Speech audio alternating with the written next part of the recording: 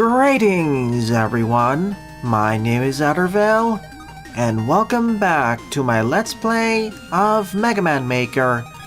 It's been a month since I last played this game due to my annual vacation, but now I'm back to do the usual, covering Veersmith levels. Here's a quick rundown on the rules, especially for those who are unfamiliar or just want a refresher. I'll be covering levels for about 2.5 to 3 hours, then showcase art at the end. It's glad to be back with you all. This is my second stream after the vacation. The first one was the one about Super Binyot Land 2, suggested by Buster. So welcome to stream Jedok, Raccoon, Pixel Boy, and Jaden, and anyone else who I missed on this list.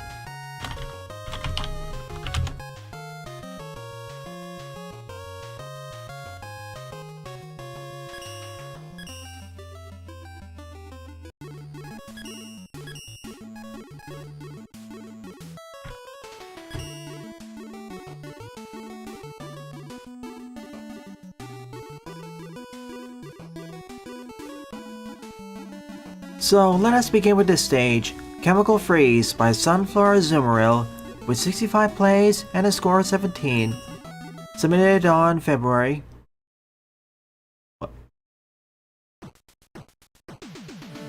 Feel free to discuss all your overall thoughts on each of the Steam Next Fest demos I covered this time around.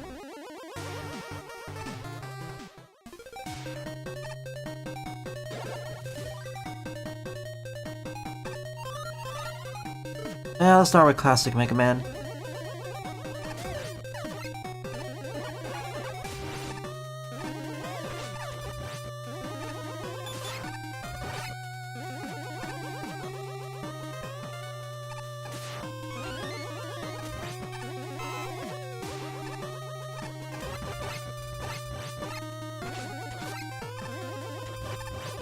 Send me the list?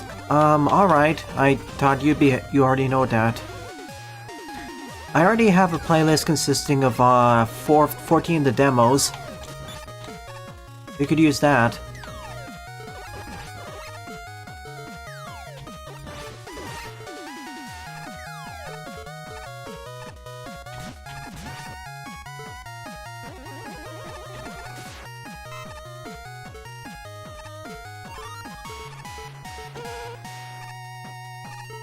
It's nice to be back to this game after the hiatus. It should refresh my enjoyment of the stuff. I know this is not Maker's Prime days anymore, but it's still fun to play.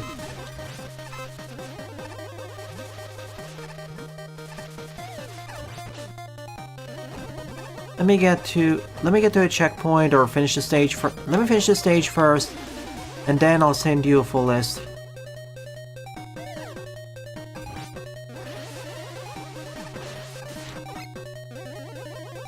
Underwater, using the fans to force us back down. I'm gonna be a little bit rusty with describing these stages.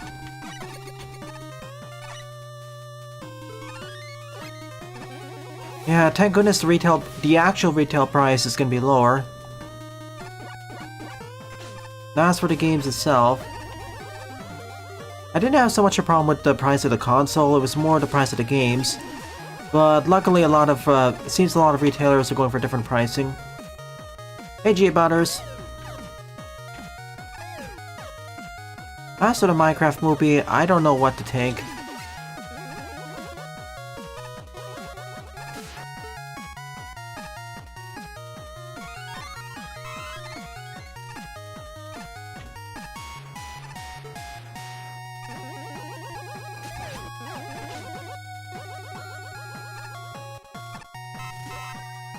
Yeah, luckily. The average price being $80 USD is kinda... No. That's what we thought, at least, initially.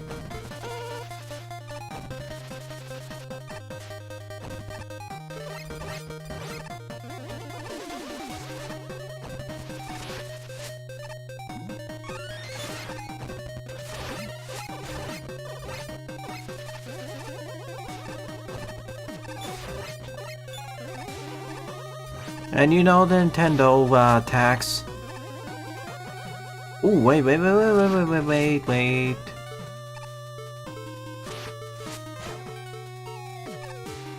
Ah, darn it, I missed it somewhere. Oh well. That was actually pretty sneakily hidden then. Man, this actually reminds me of one of the stages from Shinobi 1. Like we're in a factory.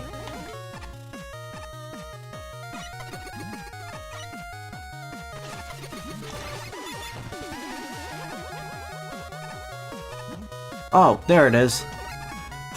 I thought it was really off somewhere else. How was my vacation? Fairly good.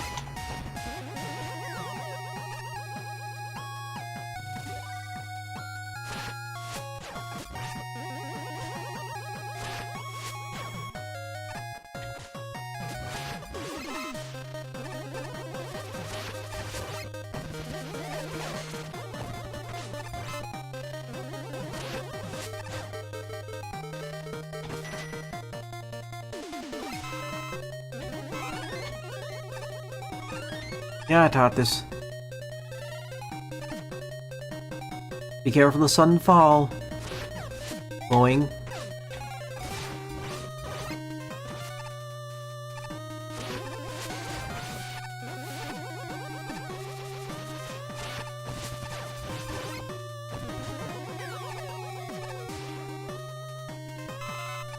As I said, Jaden, wait until the stage is over and I'll send you a playlist of the 14 demos I've publicly released so far. And I'll add the names of 2 others on top of that.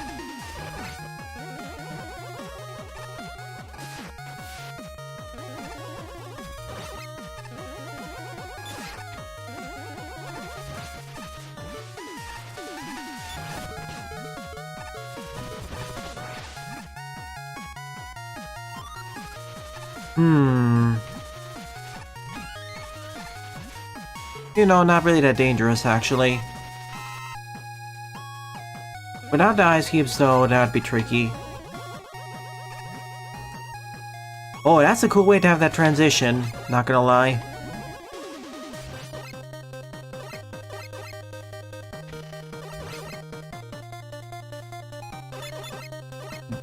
Certainly a cool and refreshing way to get back to Maker. This is at its core a water/ice stage. While avoiding many of the trappings that make those stages sometimes frustrating. No. I don't need that.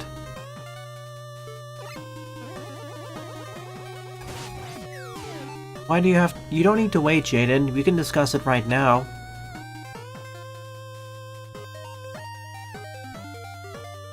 Let me just finish the stage, please.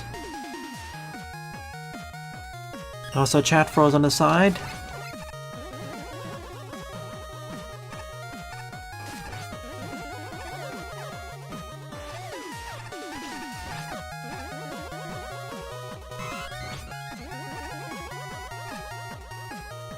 Ah, I'm glad to hear you're okay, Jedok.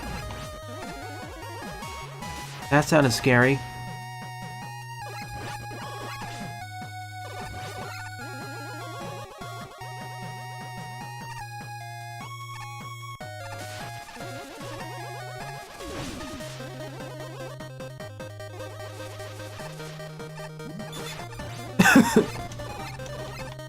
I mean, Nintendo will drop the prices on their things if less people buy them.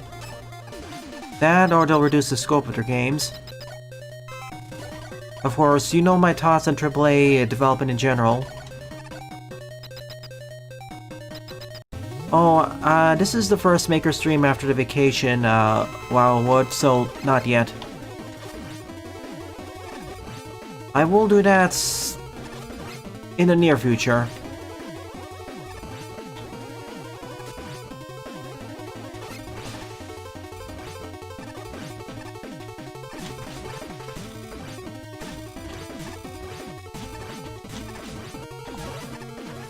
Up.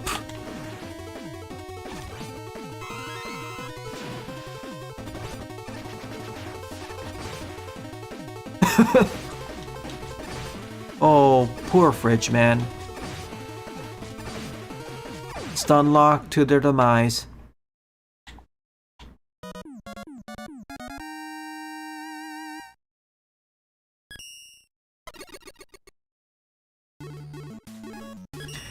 Very cool and solid start to my return.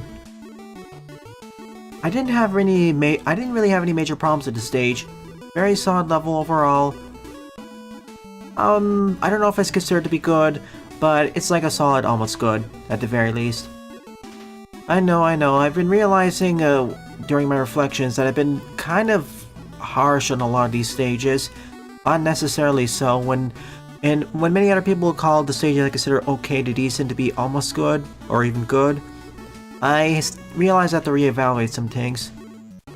Okay, most of the levels I'm going to still only consider to be okay or basically decent, but we have stages like these which don't really have any glaring flaws, but could be better, I guess. I'm going to mark it more decent, almost good, more consistently.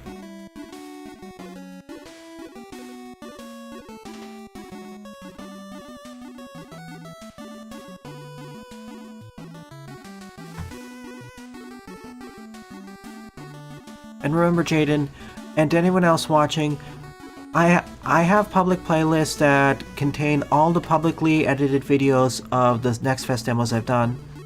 They can refer back to that.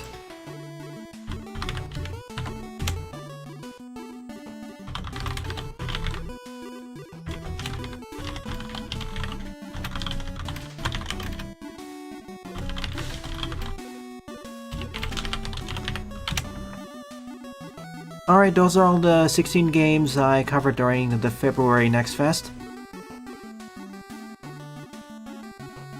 Yeah, surprisingly, everything got quite a few number of views. I know Monaco 2 hasn't got that many yet, but that's because of how late the video came out.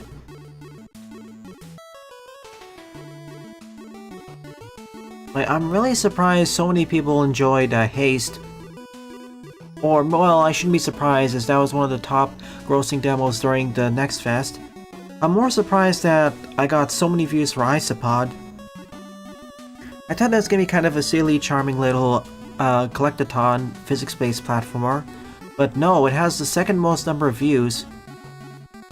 I'm shocked.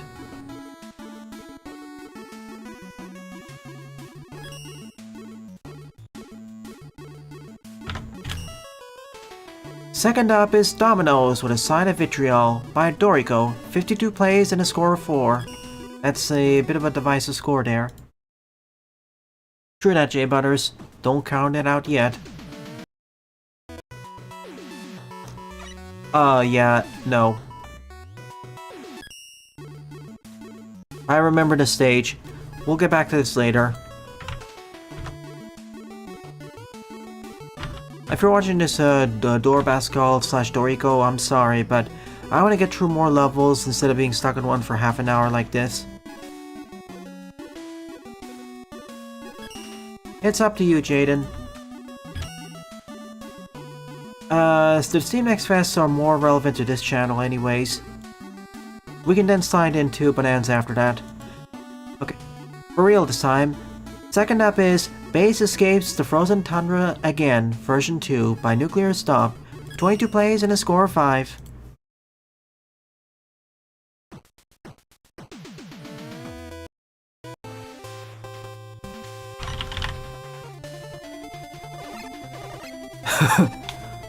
Someone forgot to check the roof of this jail cell.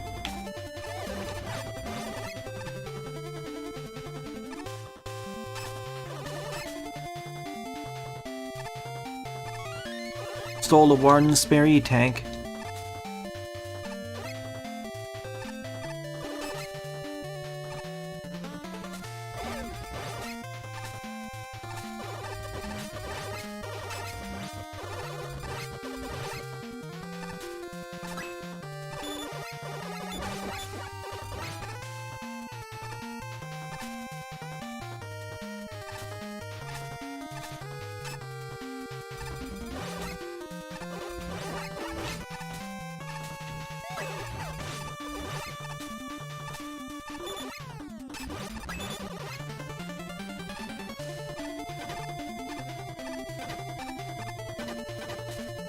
Bonanza's interesting, sure, but,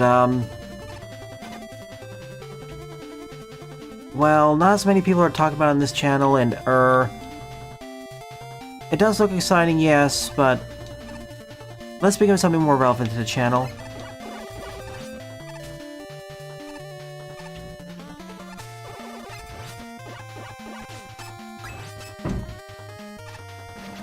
That could have gone tragically. Anything I've been interested in? Marginally so.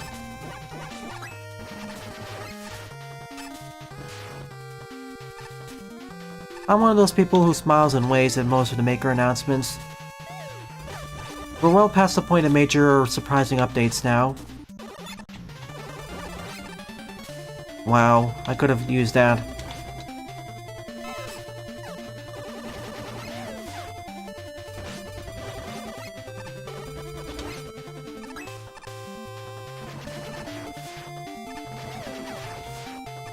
But here's the thing, Jaden. A lot of people will watch those videos in post, and quite a few people watch these Maker streams in post as well. If only for the individual levels, so...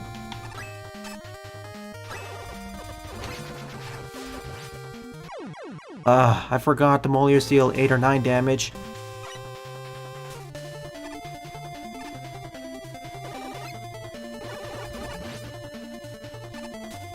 Remember, Jaden, I'm doing these streams not just for the people watching them live, but also for the people watching in post. And we had this discussion earlier. All of the people here are watching it just to see their levels show up. Or Maker in general. We'll get to discussing Bonanza, don't you worry.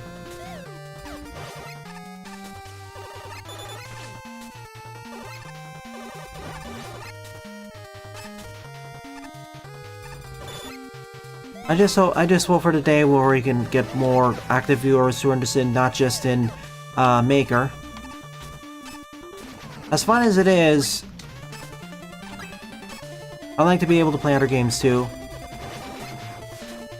Oh, it's for an E-Tank too. Oh shoot. Yeah, I'm happy we got the Gravity plushies.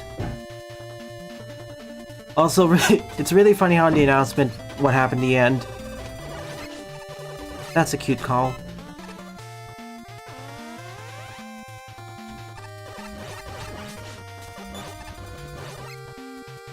Indeed, J Butters.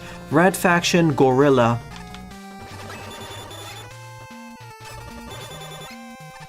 Or Deep Rock Gorilla.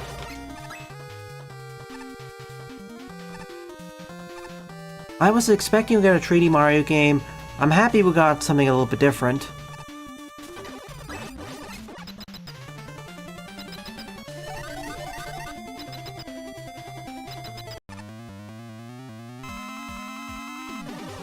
Uh-oh. Oh no. That's a bit of a problem, sir.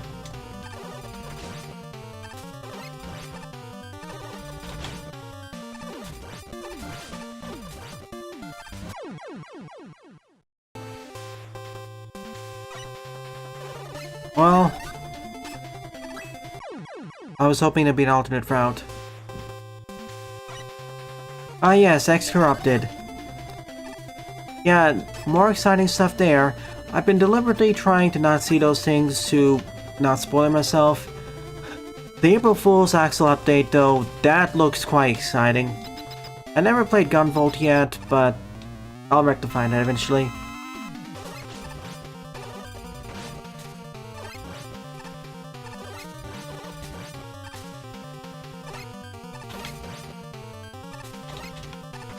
This is gonna be really awkward. At least I can double jump over him, but it's Ring Man of all people.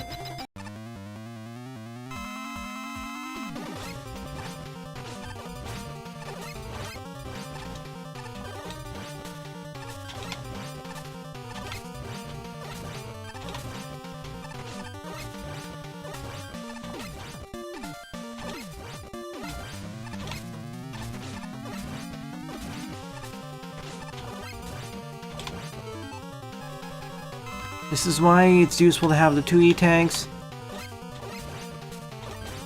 What?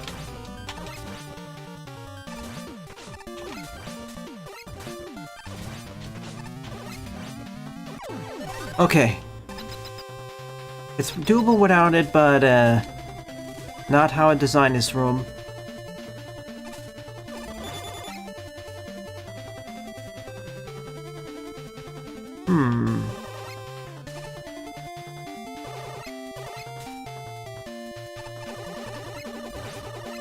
Hello, Toxin. Welcome to the stream.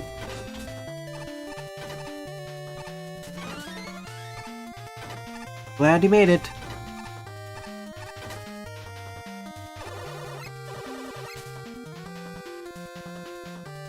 Alright, beginning with Anaya. I want to make something clear. Even though it's not quite my favorite demo I covered during the February 2025 Next Fest, it is by no means bad. During this Next Fest, there were no demos I'd say which were bad or disappointing.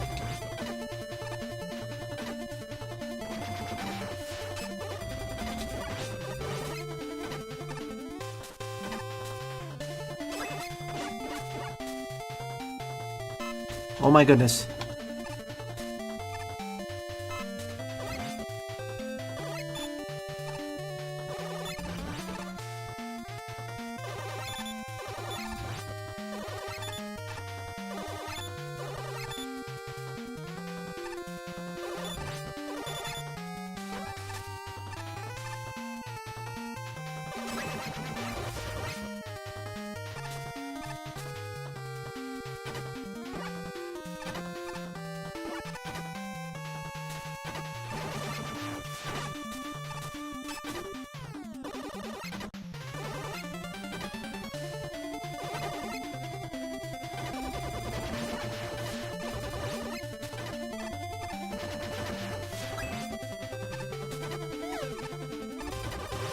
This suddenly becomes a lot more difficult when you don't have a special weapon to speed up the process, or just a Mega Buster.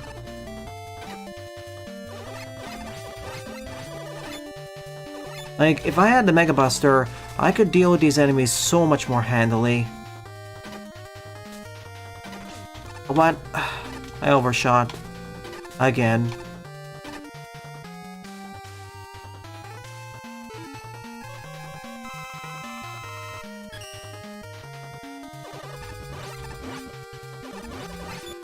Playing it really safe.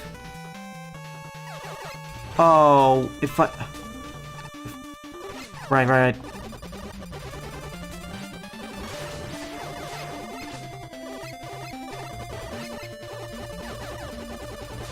If I didn't hit the switch, I could have gotten that.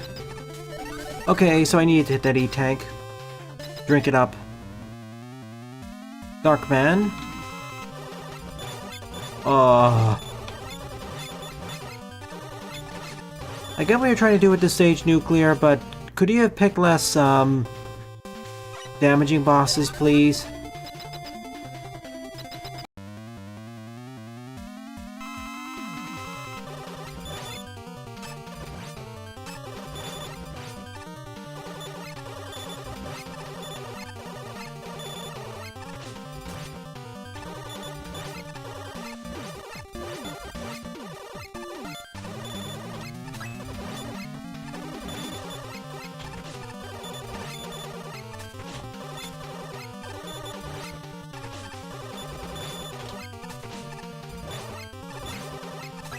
Let's try again. Thank you, Toxin.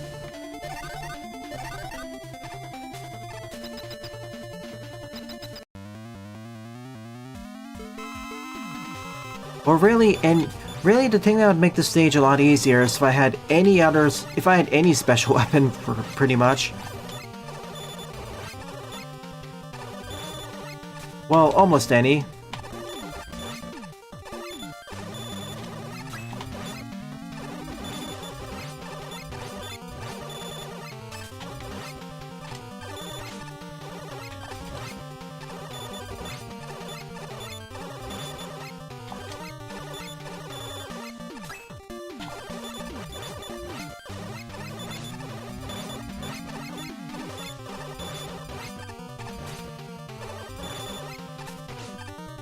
It's when he decides to jump like this that it completely screws me up.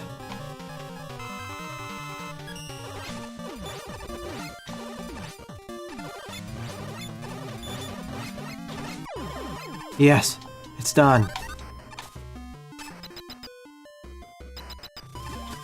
Again, Jaden, considering how long you spent on the channel, I'm surprised you'd find it difficult to find these recommendations. Like, I sent you before a different day. Usually when I try to look for indie games to cover in the next fest, I don't really exactly use my recommendation tab. What I actually do is just dig through the individual genre sections. GG, base escaped. Cat and mouse game. What I usually do is just individually dig through the genre tabs, as well as check out YouTube channels like Clemmy Games, or Best Indie Games.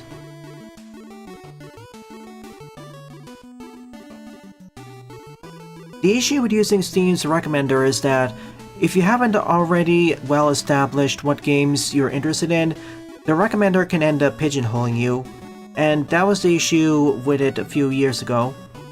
But thanks to using outside sources, third parties, and individually digging through things and saying I like this, it's actually been able to more accurately recommend things. It's not even that difficult to do. I want to clarify something. It's not a difficult, arduous task to do anyway, Jaden. It took me at most half an hour. Like, the Steam recommender is great, but in order for it to best work for you and to find hidden gems, you have to train it, basically. And for that, you need to dig through some of the individual titles for yourself and or use third-party sources.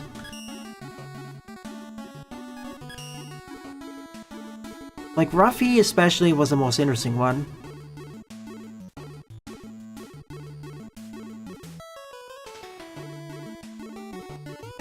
Otherwise, if you just start out with the Steam recommender with not as many games, or you're stuck in the same categories, you'll get pigeonholed, and I found about Ruffy through Clemmy Games. Otherwise, if you don't do that, the recommender will pigeonhole you and get you stuck in a filter bubble of sorts. Which is really unfortunate because there's a lot of cool games there. As a matter of fact, I didn't even get to cover all the games I really was interested in because of time restrictions.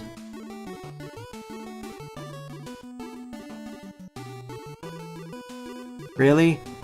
The main thing that made me Ruffy interesting is how you can change the texture, almost all the objects' textures and other things, and that actually changes how they interact. I need to see more of that in the full game.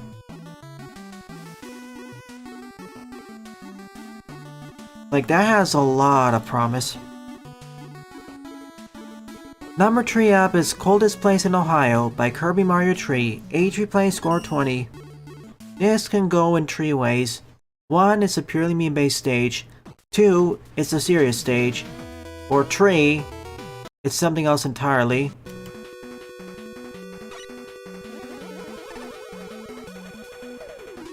Does this result in death? Nope.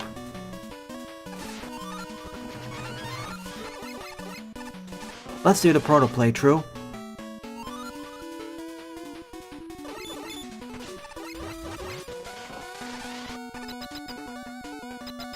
And we're back out.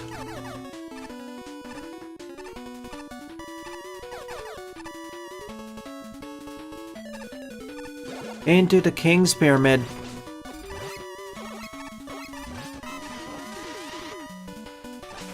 How good Ruffy is depends on how far to take that texture swapping mechanic. Like, it takes obvious cues from Paper Mario and Banjo-Kazooie. I mean, the Banjo series.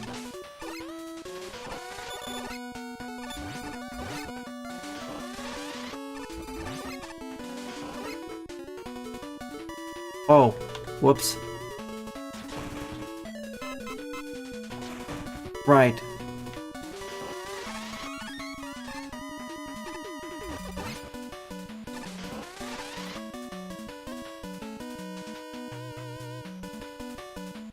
Ruffy in the Riverside.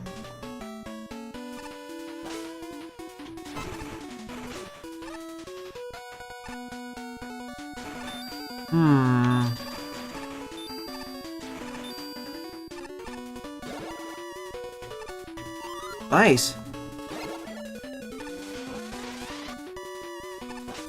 But if I didn't have the fire wave, I wouldn't be able to access that, so... I know, I call it the fire wave because of Mega Man X. It's a wave burner.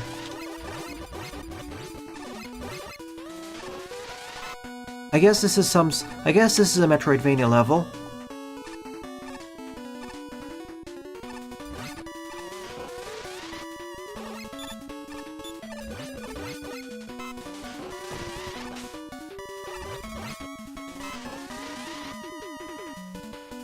Oh yeah, Ruffy in the Riverside is a 3D collectathon platformer where the main mechanic is that you can switch the textures of objects.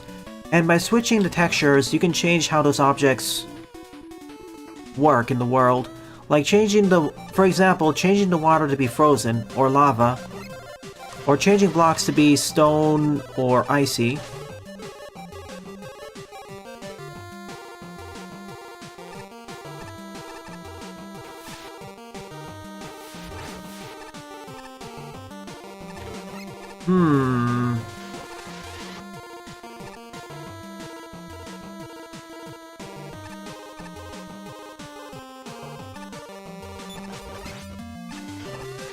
Dynamo Man.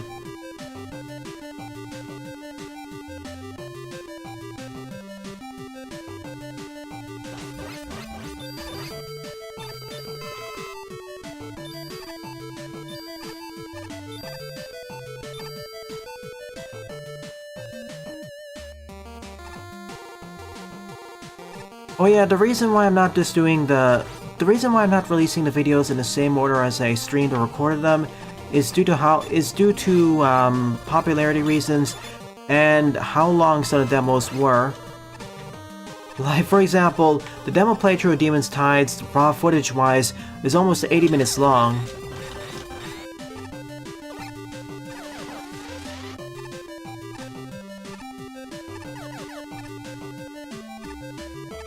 And because it's a collectathon with a lot of exploration... Okay, that's that. And because it's how much open world it is, it requires quite a bit of editing. Haste Broken Worlds is by far the most successful demo I covered during this Next Fest, at least in terms of views. The video for it, to be specific. It's gone over 400 views, so thank you, J Butters. Your pick was the winning one. Like, people love that for... Well, I can see the reasons why people love it, I'm just... Maybe I should reconsider my earlier soft policy not to cover games that are on the top 10 on the Steam Next Fest.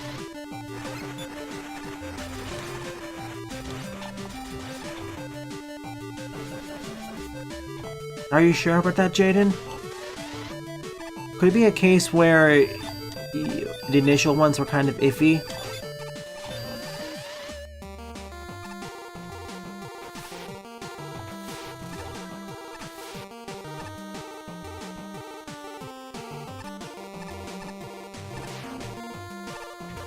Oh, no worries, J Butters. I agree. It's alright if those games don't do anything for you. Keep in mind that I already carefully selected the games I covered during the Next Fest anyways. Also, based on what you decided. Like, otherwise I'd have to cover several hundred demos out of the several thousand featured. Tens of thousands. That is something I need to clarify. That's why whenever I cover demos, that's why most of the time when I cover a Steam Next Fest demo, I say I enjoyed my time with this demo. Because I carefully curated them from the beginning so that to remove all the cruft.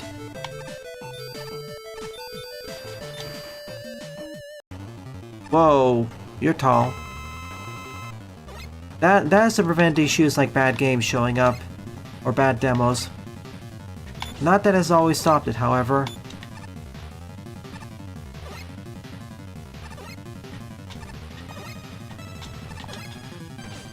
Oh, I got stuck.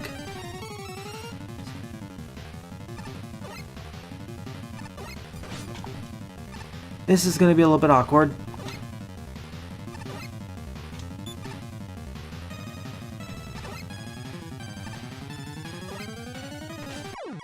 Yeah, I should have slide jump.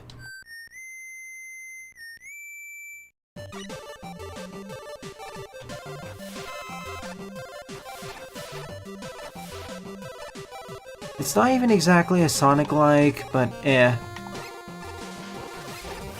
It's from the same devs as Cluster Truck, so I know their design pedigree.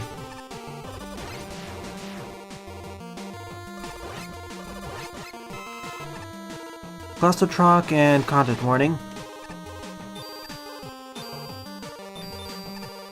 Kind of interesting seeing them do another serious game after a while. Let me in. Alright, let's do this again.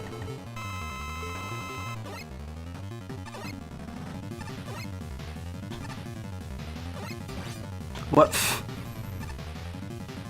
I keep getting surprised by them just showing up and doing their thing.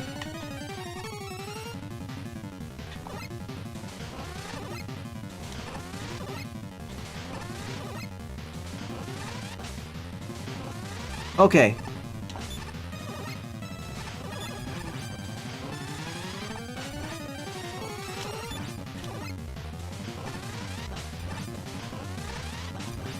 Getting up here is the hard part. Then attacking the boss, that's easy. And the only real reason is because of how it slows down with each of the totem pieces. Totem blocks.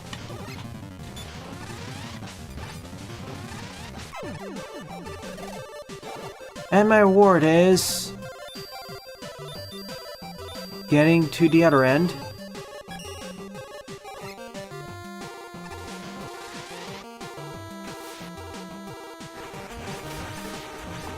No. Okay. No, put it down.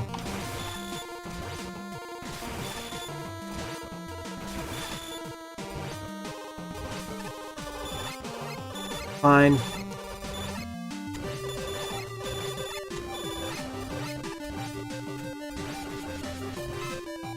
$69. Of course.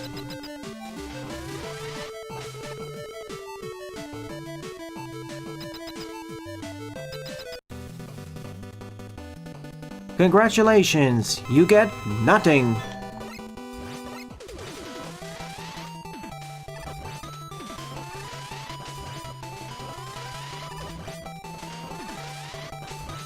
Oh hey, I got the QTE.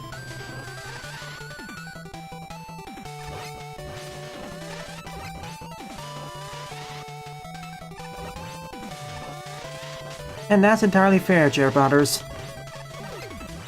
Part of the reason why I decide to look so hard for other experiences because I don't want to pigeonhole myself down to just 2D and 3D action platformers and that's it. I want to actively seek out new adventures, new experiences that broaden my gaming experience library.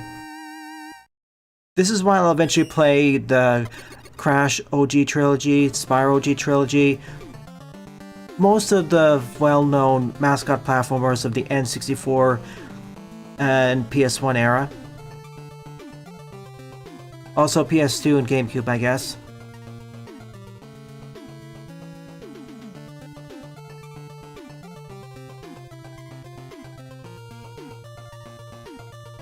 Mega Man again is interesting. I'll take a look at it in the near future. That is up my alleyway. Yeah. Thank you, Oscar. Again, I like the Steam Next Fest due to the sheer number of demos and varieties it showcases. There's almost always something that will pique your interest.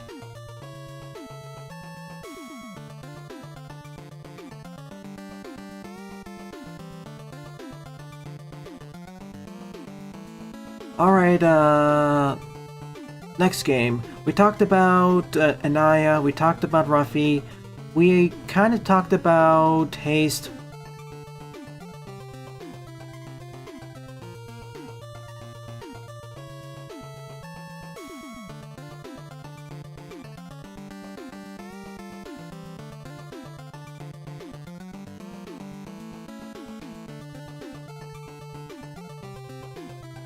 Ah, I see.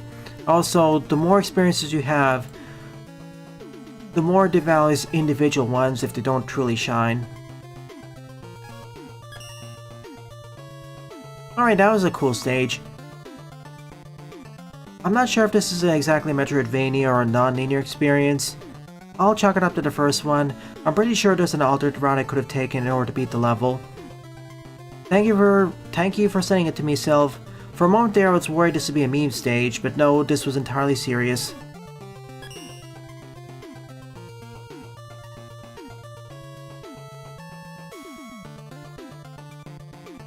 And also thanks to doing these next festive showcases, I was able to secure a key for Twilight Monk, so at least a dozen or so new subscribers. The progress. Board up is Circus Charlie Arcade Challenge by Oscar. 27 plays and a score of 12. Oh yeah, coolest place in Ohio.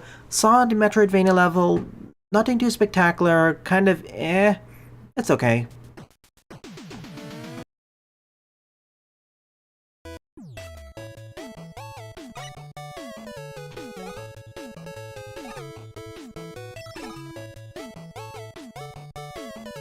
Welcome to the carnival.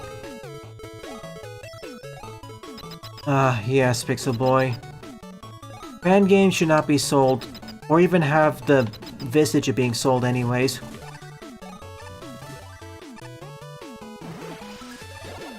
Unless they want to, unless they really want to attract the ire of Capcom.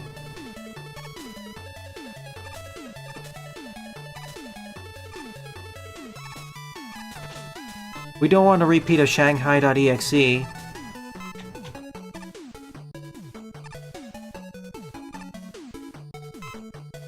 Which I am going to eventually play on this channel, after Battle Network 6.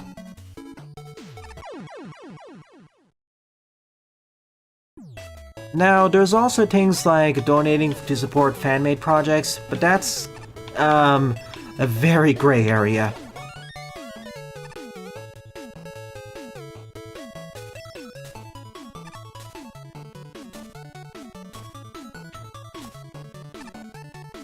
There are ways you can do that, but if you really want to play it safe with that, only use OCs and parodies or lookalikes, or look-similars.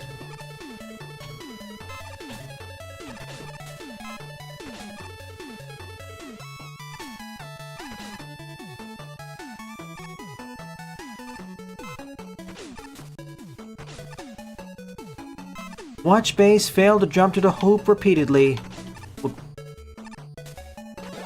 Watch as base fails to jump through the flaming hoop repeatedly. Okay, what do you have to do, pro? Oh boy.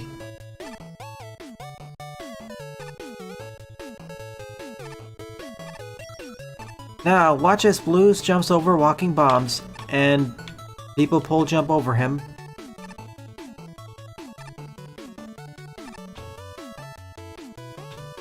So jump over the walking bombs, stop when you see the pole jumpers, pole vaulters. Oh hey Buster. I was just talking about Battle Network 6 a little bit.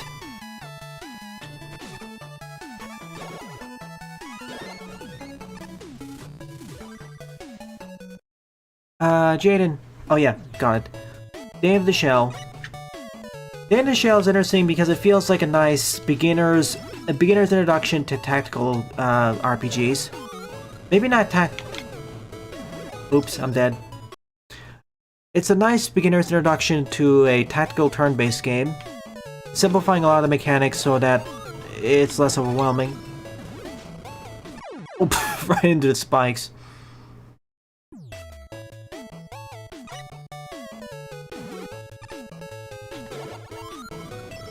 Oh, Shanghai.exe?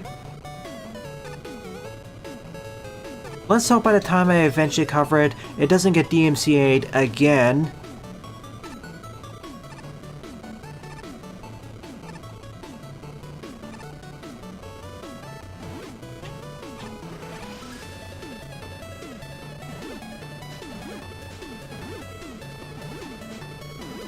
Yeep.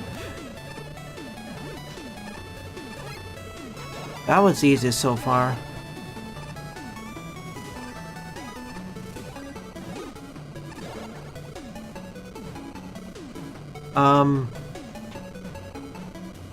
Someone forgot to turn off the fire.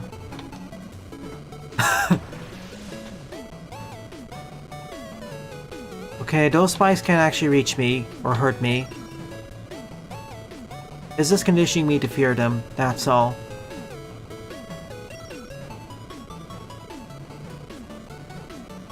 The only things I have to worry about are below. Unless Maker decides to glitch.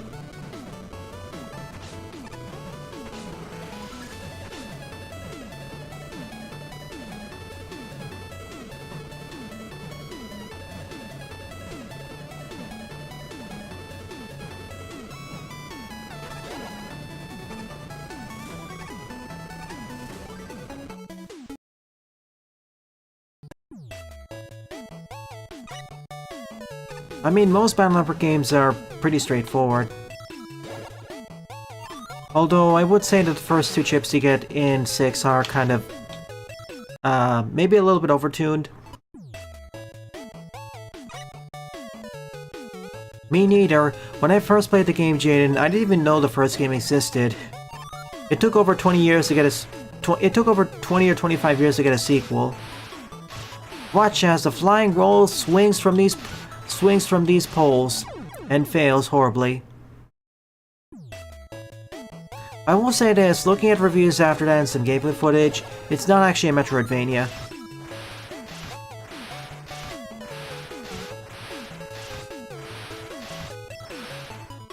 Ah, didn't time it right.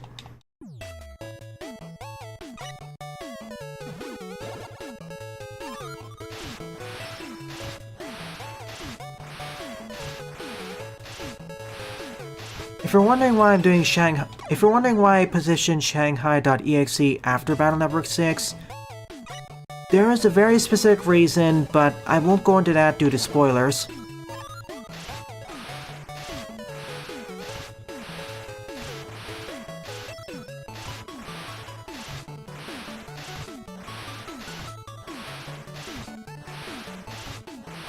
Oh my goodness, ow. Ow.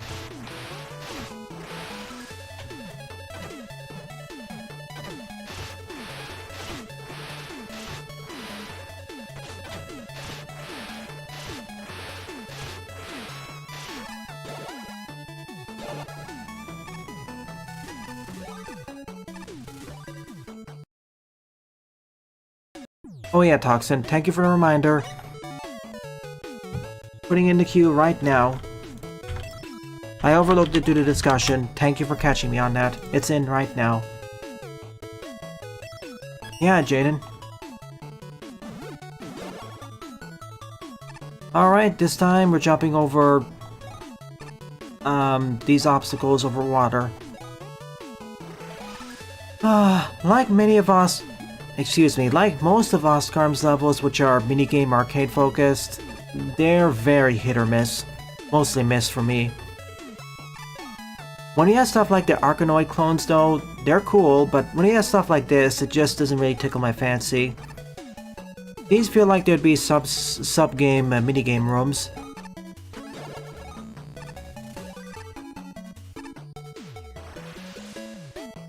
Hi. Into the saucer.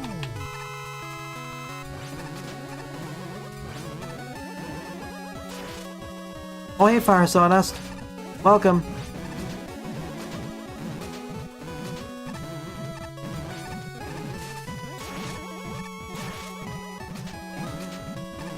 I wouldn't mind these minigames if they had more depth to them. But, in this engine especially, Even for this engine, these minigames are kind of basic. Heck, even compared to some of the other stuff Oscar has done before in terms of quote-unquote minigames, those have been more advanced. Yeah, it's been a while.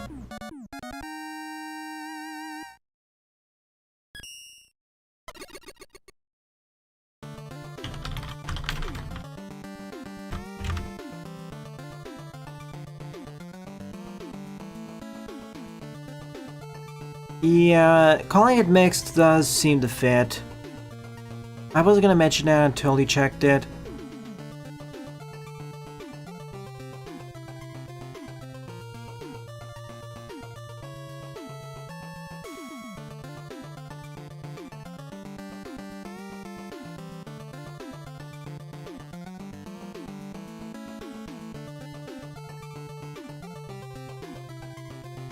The main issues I see with the game is that the checkpointing really needs to be improved. And then the main things I see about the game is that the graphics animations are beautiful. But it's not exactly a Metroidvania, and the checkpointing is, really leaves much to be desired. At least that's what I know about the game when it released in March. They did fix it, however.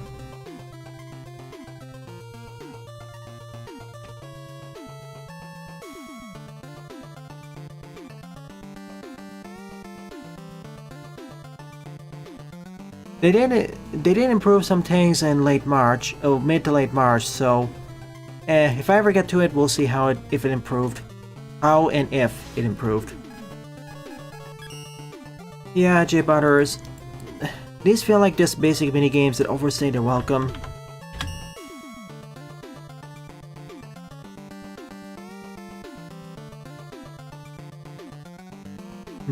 Maybe I'll play Isopod's predecessor as well. I mean, that is up my alleyway due to it being a Metroidvania. Fifth up is Dungeon 5 Hourglass by PJ the Human, 16 plays, score of 1. NSF replacement en route.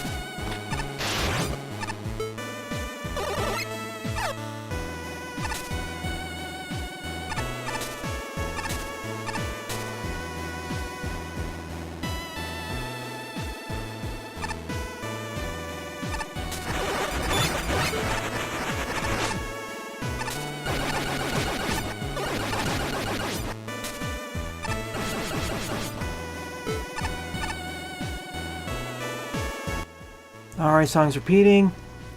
Yeah, in terms of collectathon platformers I covered this time around, it's up there with Demon Tides in terms of its skill floor and skill ceiling.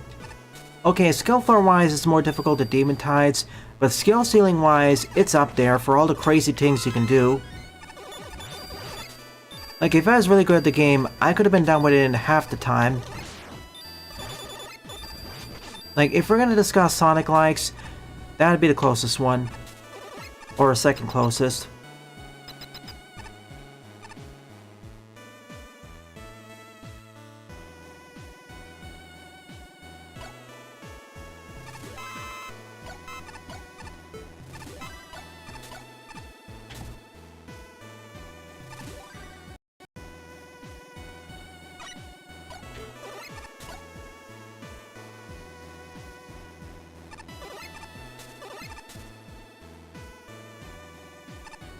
Well, if I wasn't playing as base, I need to use it there.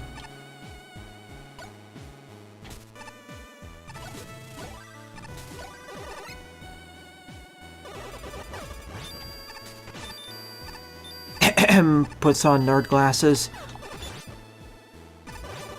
It's Deus Ex-like, or System Shock-like, or Thief-like, or as we prefer to say it, Immersive Sim. Takes off nerd's glass.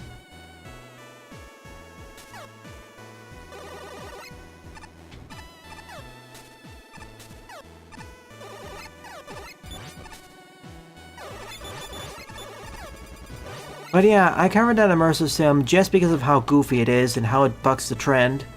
Because most Immersive Sims try to play it seriously, and the goofiness comes out due to the inherent interactions of the game mechanics and systems. Here it just plays it silly from the get-go.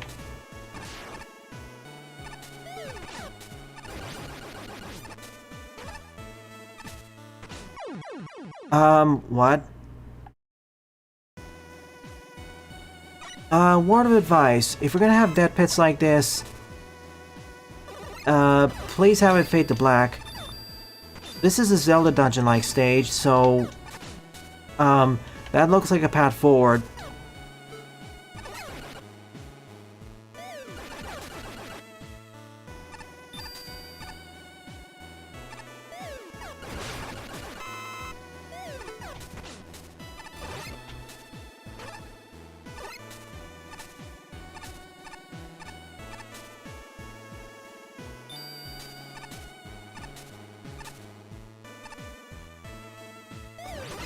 I probably won't be playing Skin Deep's full version, but it may happen.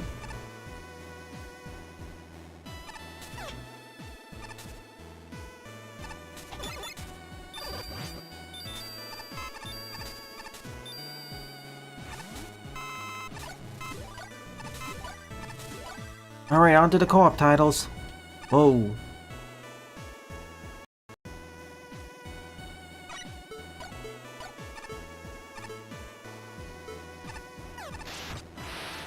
Yeah, I realized during that stream I didn't actually play as the other playable character.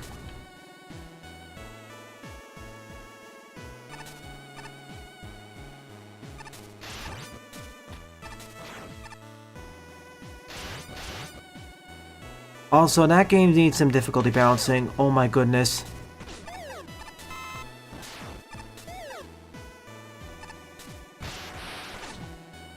Ah, I thought I could sneak in. I thought wrong.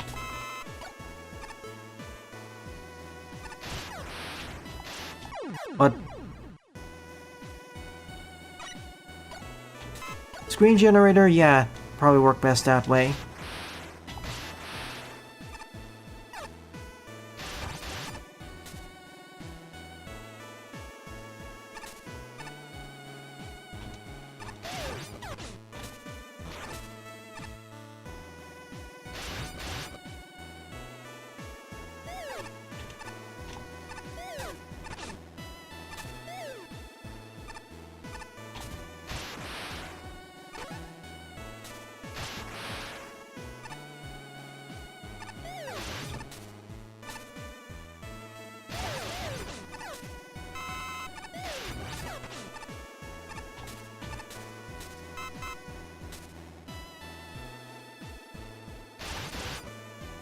I mean, Natural Express is going to be an arcadey run-and-gun shooter, so the runtime of the game is probably going to be 1 to 2 hours at most.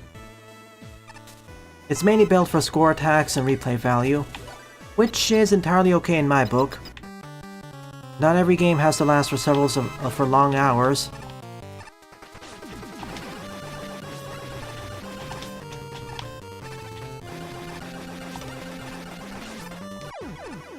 Poor Cutman gets bullied. GG, another Zelda-like stage. Yeah, pit shadows, or better yet, dead spikes. Because you're right, because this is like a Zelda dungeon, down is a valid direction in many other rooms.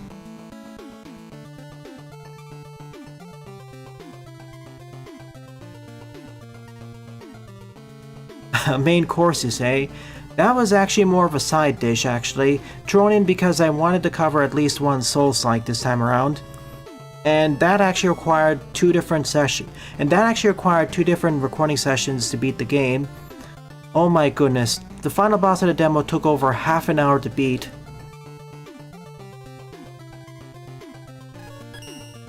Alright then, I'll be taking a short break, then resuming. I'll be right back in about 5-ish minutes.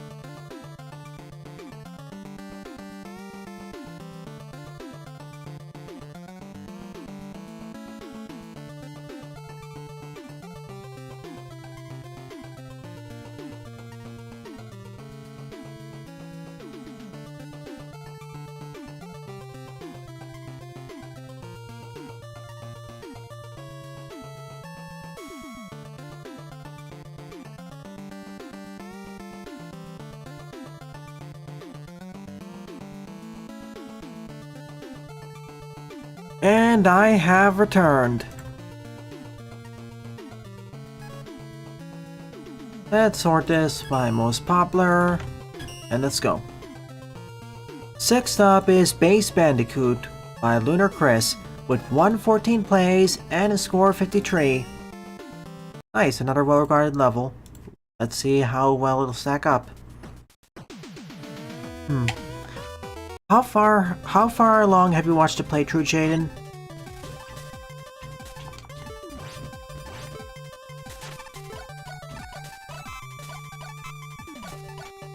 Ooh, number choices. This is just like the warp rooms in Crash 2 and Crash 3, which I need to eventually play.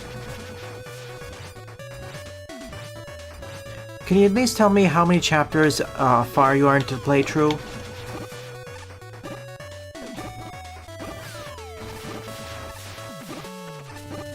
Like, how far has their playthrough gone through in terms of the story? At least say that.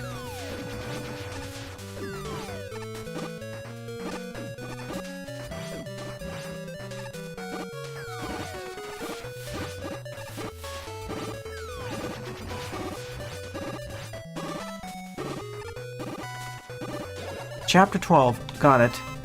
The demo I showcased goes up to Chapter 2. Or second chapter, whatever. Now for the Icy Zone.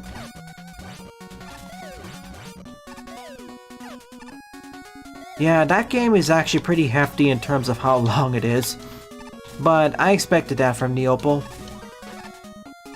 I already kind of have a suspicion how the game will end too, considering how it's technically a prequel.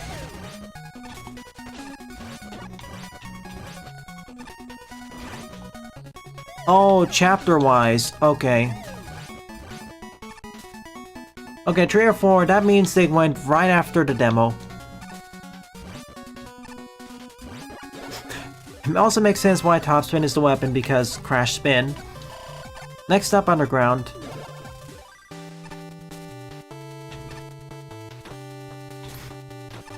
Not just that, it also covers the first ever Berserker and the curse and everything. I know Dungeon Fighter Online actually covers more of Ozma's story rather than Kazan's, so note that. So it's nice to actually see Kazan's storyline. If you're wondering how come I know all this, that's because I binged the wiki a bit. I'm not gonna play Dungeon Fighter Online on the channel unless I get friends, because if I do that, it's gonna be at least 100 episode plus LP.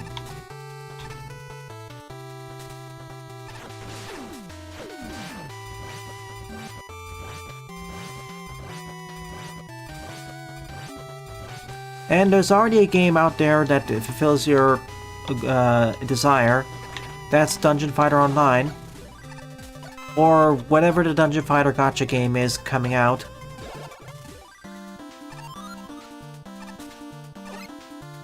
I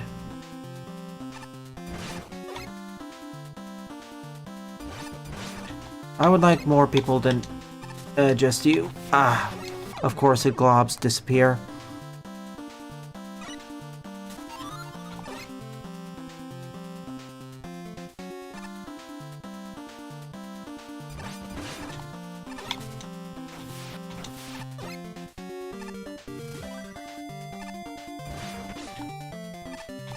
I made a joke. It hasn't been confirmed as gacha, but the joke is it hasn't been confirmed as gacha, but it's almost certainly going to be gacha. If it isn't, I'll be shocked.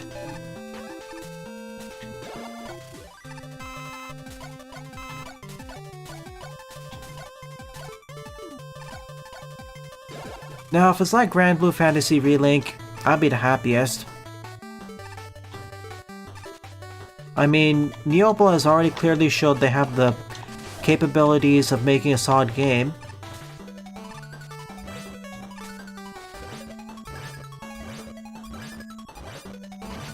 Okay, not to get into spoilers, Jaden, but I will say this. It's gonna hint to that. as a Souls-like, it's closer to Neo than something like Dark Souls. And things do change up more as we get further into the timeline. I'll just say that. And as for the game being boring, I disagree. It depends, again, it depends on what... I feel for Kazan, how fresh the gameplay feels also heavily depends on how many weapons you're using and how much you're trying to vary your playstyle, incorporating new skills into the mix. Like, if you just play safe throughout most of the journey, sure, the game will get boring, but... I just feel when playing Souls-likes, it's fun to try different weapons along the way.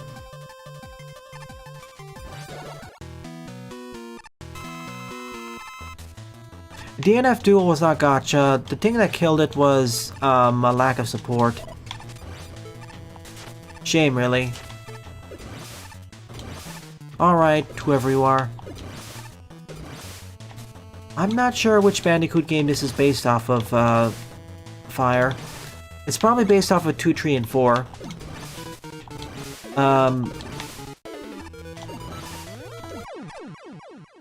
Actually, let me clarify that.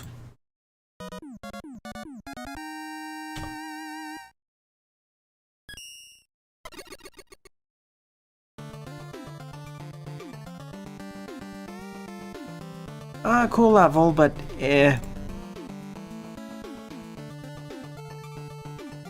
Okay, it's probably based off of 2, 3, and the Rat of Cortex.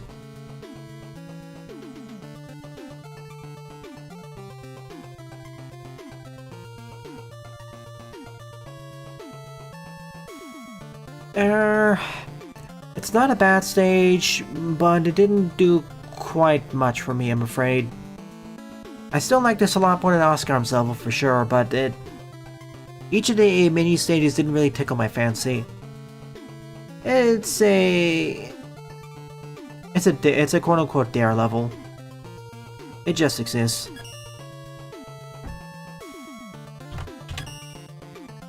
Seventh up is Mega Man Plus Remix Classic Mode, Boilman version 2 by Fire Sawdust, 14 plays and a score 3.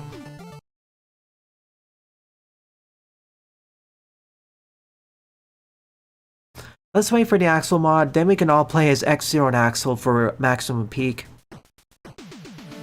Because if we're gonna play co-op mode, I would prefer playing as someone not Mario. Because there's already been numerous playthroughs on YouTube of Super Mario 64 co-op with the original gang. To the point where if we're gonna live stream it, let's go for something more fun. And hey, I may do the original Super Mario 64 solo, just for the sake of showing I can do it.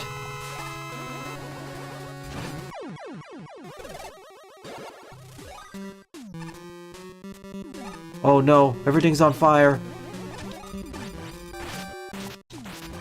Oh, thanks for the wash. Oh no, oh no. That was a disaster.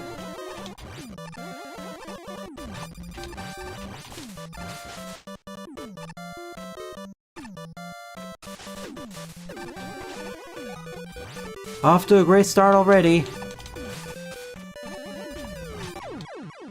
Yeah, burnt.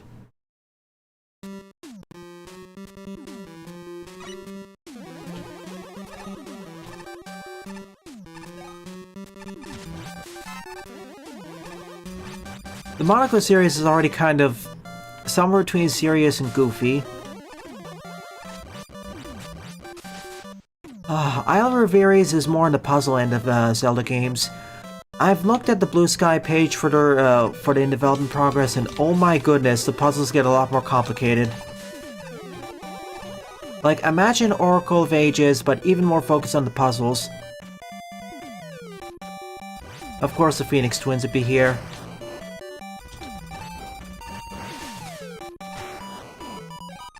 Get me in the cruise ship, please. Thank you.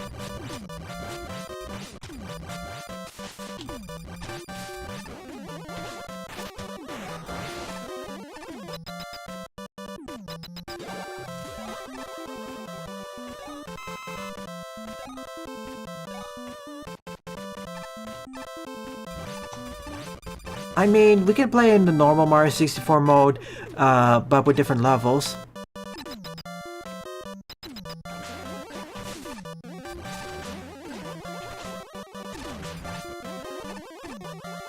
Yeah, you know that I made that joke when I did my inevitable Super Mario World Let's Play, which I'm going to edit eventually.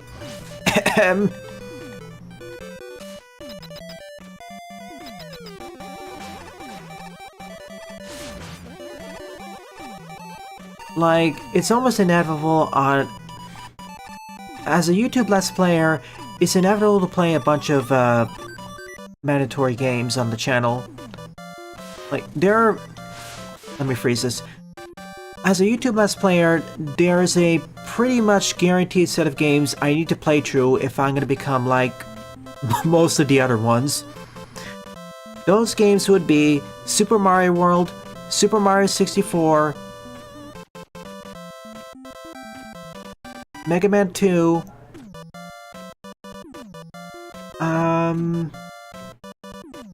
and two other ones which escape my mind. Oh, Sonic the Hedgehog 1, Sonic 3, I guess. Yeah. But yeah, millions, if not billions of people have played those already, to the point where it's become a joke. That's why the only reason why I covered Super Mario World is because someone requested it. And I wanted to do a 16:9, but my computer wasn't strong enough to actually play it. So I had to resort to the original. Ah, cooling off. Let's heal in the healing water. Oh, get in line, J Butters. There are so many impressive Mario World hacks, or even just marginally impressive, that we could be here for at least a few years if I decide to cover more ROM hacks.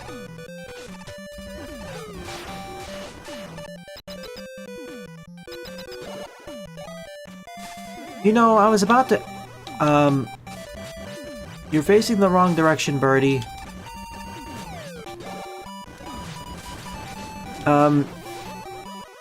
Uh-oh, we blew up the ship. For a moment there, I thought these were spikes.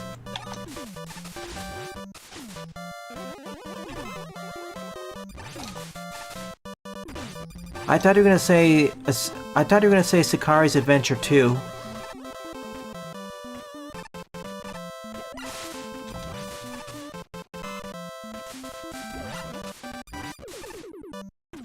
Oh yeah, Carol Quest 64. Ironically, well, not ironically, the person who had the most knowledge on Carol Quest 64 would actually be Buster. Because almost everyone working on that game is, or was, a Super Mario 64 ROM hacker. Heck, Simple Flips is even credited in the special tanks section of Carol Quest. It literally shouts him out.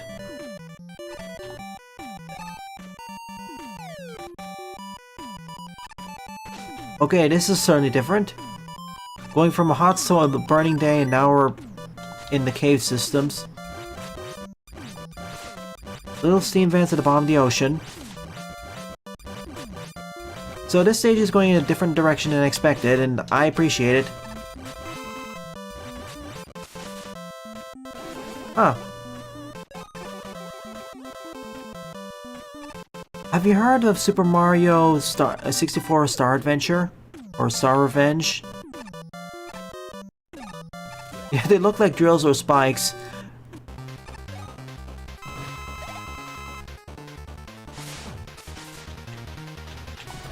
I gotcha.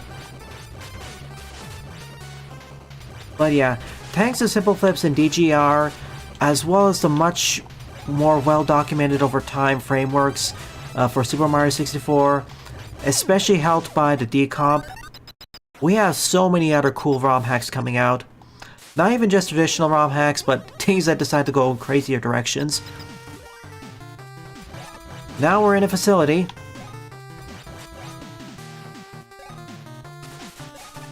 Also helped by people like Kaze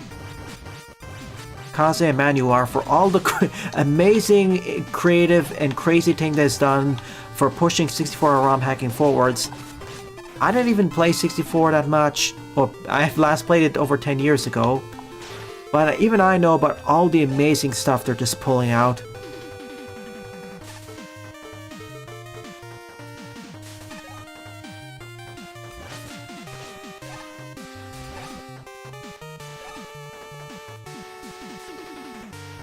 Like the closest person I can think of in the Mega Man scene would probably be...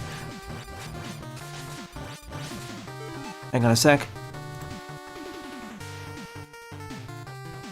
Okay. The closest people I can think of to him would be like Pure Sabe.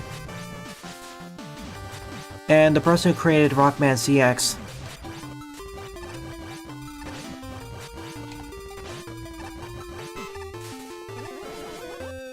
I mean, honestly, if we were to actually follow that joke instead of true, I would say yeah. But honestly, they're a lot better if we don't hire them. If we were to hire them, it would shackle their true potential. But yeah, Land and Star Road are on my eventual to playlist. Because if I'm gonna cover 64 ROM hacks, why wouldn't they be on there? No.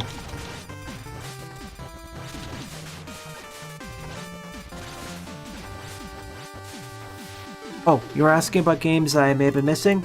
Let's take a look-sees. Let's see, okay, two things. You didn't really talk about Twilight Monk. You did talk a little bit of Monaco 2. Yeah, you talked about everything else. After Twilight Monk is Demon Tides, and then we have Blowbun. Or Blawbun. I keep calling it Blowbun instead of Blawbun.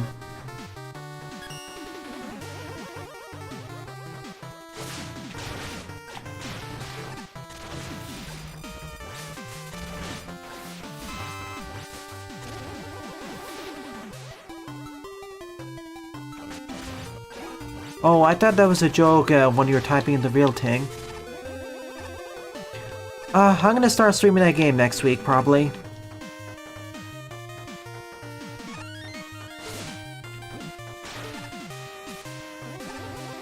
Right now, episode 4 is being edited.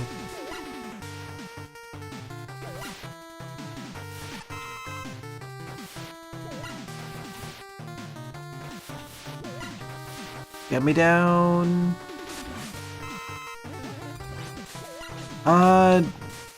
Joe wasn't the one who recommended that game to me, Jaden.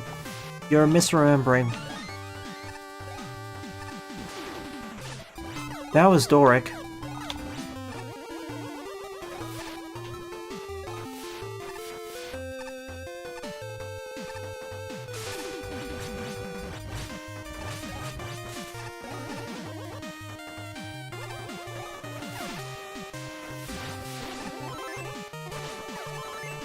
Healing water. Can I survive it long enough for the healing to have an effect?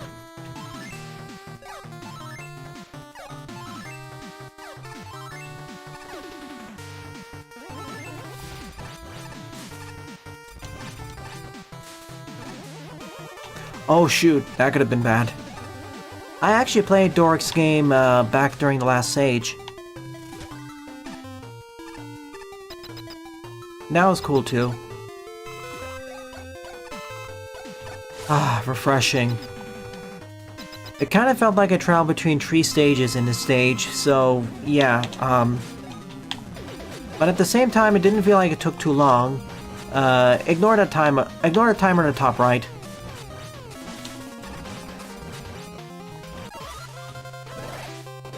But honestly... Oh, right. Aha, I get max score now. You got... Steam Wave.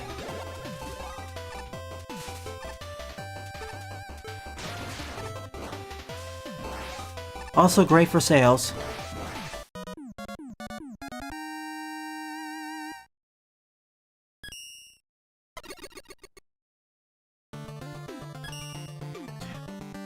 If I were to design this stage for a design contest or for a regular stage, I'd probably split into two because even though to me it didn't feel like an overstayed welcome, tanks having 3 different settings and a nice progression, starting on the boiling summer, going under the depths, then boarding a submarine fortress. Oh, excuse me. Starting on this bright, hot, overly hot summer day, boarding a sky fortress, blowing it up, falling into the depths of the ocean, then boarding a submarine base, then finishing. But yeah, may want to delineate it there for players with weaker computers or for having a more reasonably sized stage. I don't mind playing stages that are 10 minutes long, but others may.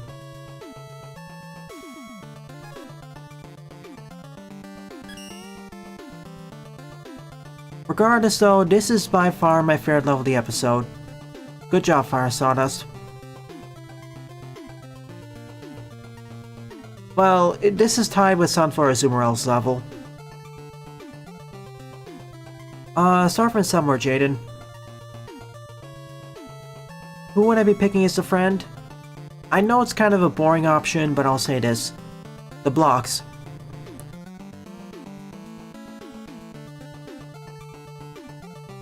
Probably the original blocks, but you can fold in the light blocks and heavy blocks as well. Why, you may ask?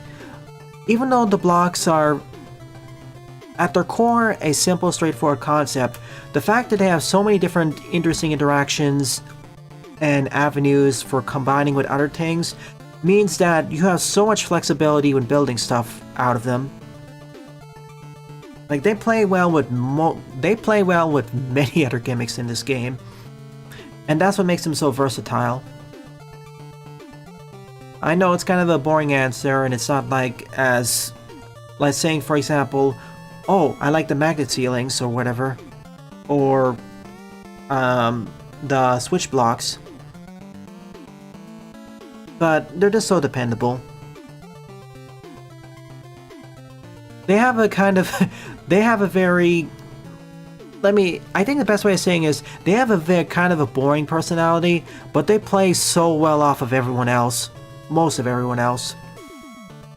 It's like they're the comedically serious, or the straight man of the gimmick group, if you were to personify them. I think that's the way I'd say it. Let's see, repulsive, well, the ones I dislike the most would probably be, to be specific, Maker Ice Physics, because Ice Physics in other Mega Man fan games are fine. Fans and,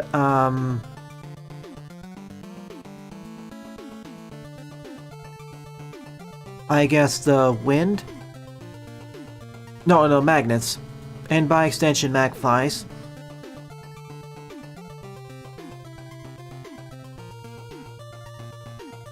I see, Boilman is probably the longest stage of all the old RMs.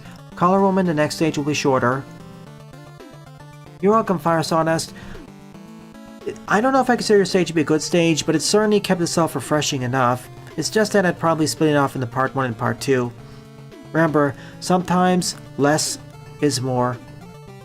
Less content is sometimes more quality.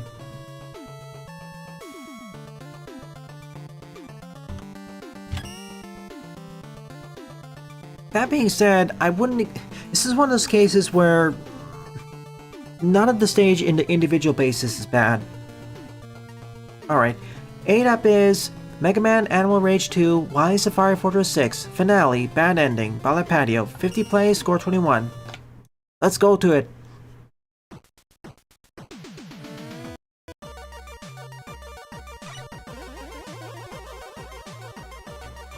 Alright then.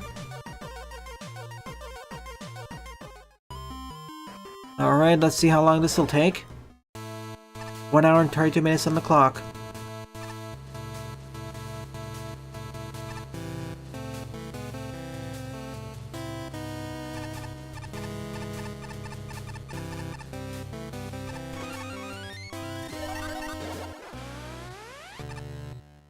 Hi.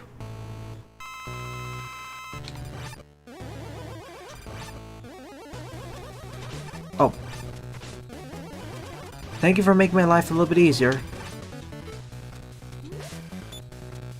Alright, I should be using this more.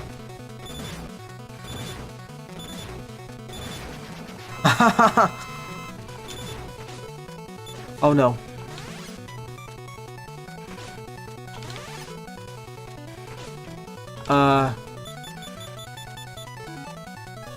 This could be bad. Of course, no shine.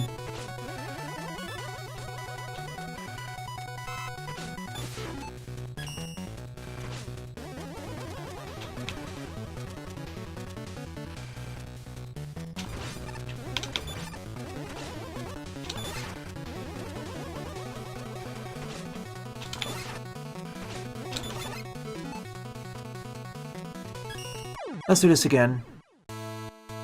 I know I wasted an E-tank, I can take it.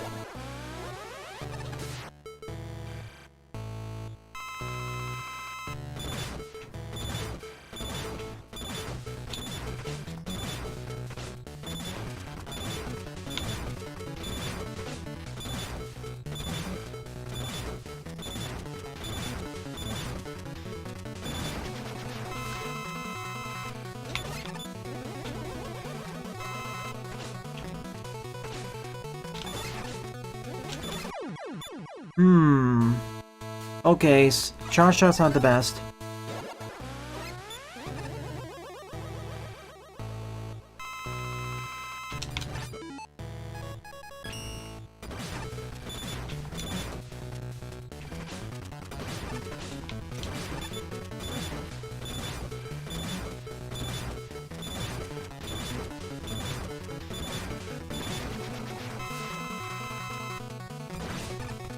Got it.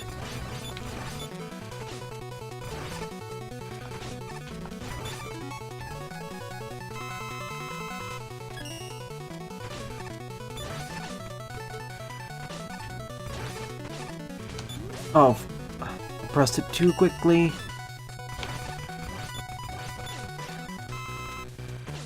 Oh, that's what I took damage from. I hope I didn't use too many.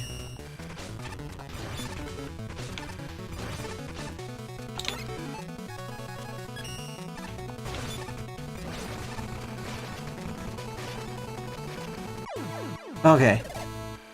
This will likely end up being the hardest part. Cool. Restores a 4. No shine, power stone, bounce ball, or air shooter. Oh, pff. Hey, that's unfair. Kinda jerkish, I mean. Okay, they did make her faster compared to the first game.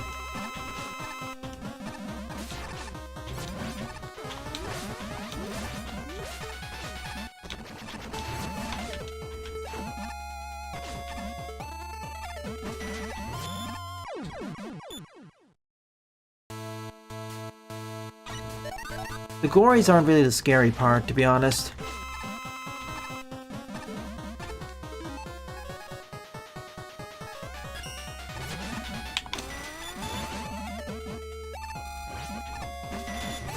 I'm just trying to figure out what your weakness is.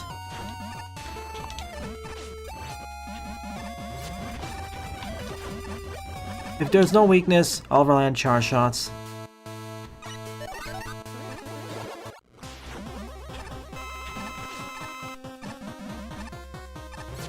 Like, I have the tanks, I'll disband them if necessary.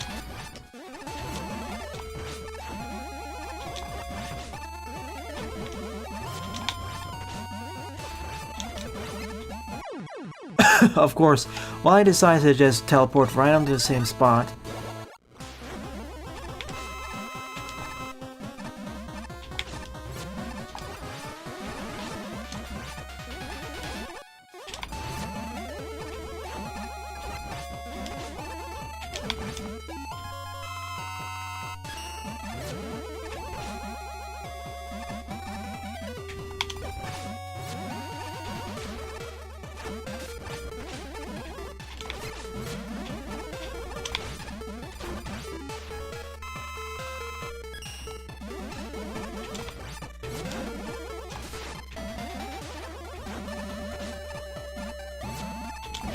Thank you.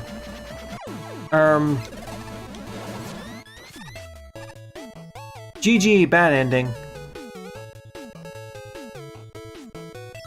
Congratulations! The end.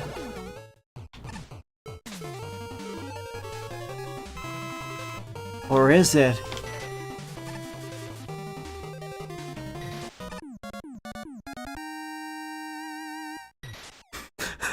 No, we're getting it taken back. See ya, Buster. Yeah, platforming has a lot more depth compared to the first game. Yeah, level design is more intricate, as well as it's more intricate and also feels more natural, at least based on the demo.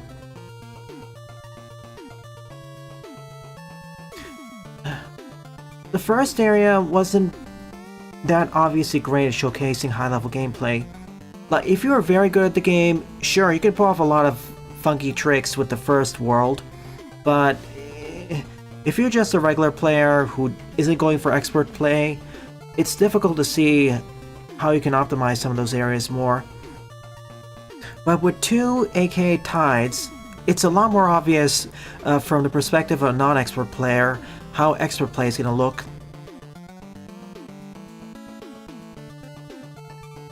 Sometimes that's important. Sometimes that's important for games. Being able to see or roughly gauge how expert play is going to be from the perspective of someone who isn't as experienced. If it's not quite clear, that can sometimes be an issue, especially if your game is designed to be obviously have more of a high skill ceiling.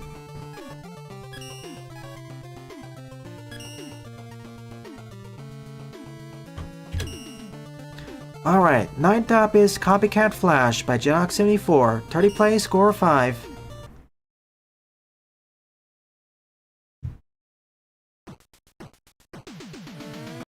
Of the 16 demos I covered during the Next Fest, Demon Tides is up there in my top 3 of my favorite demos I showcased.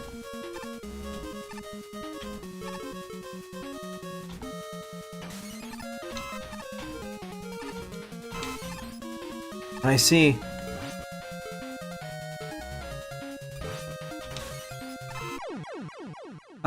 What? I must have switched by accident.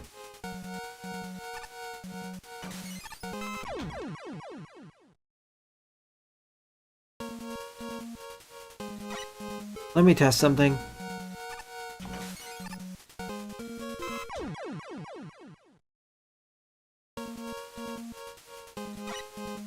Oh, goody. So there's a glitch involving the Centaur Flash where, while the Centaur Flash is active, if I collect a special weapon capsule, it'll interrupt my Centaur Flash, causing me to perish. See?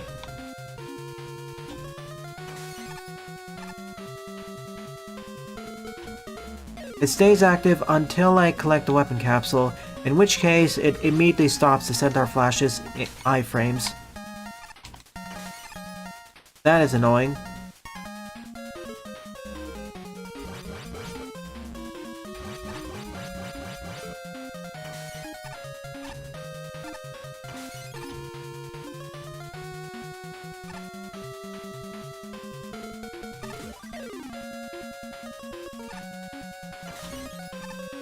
So in effect, those are basically spikes. Spikes on top of spikes. But you get my drift.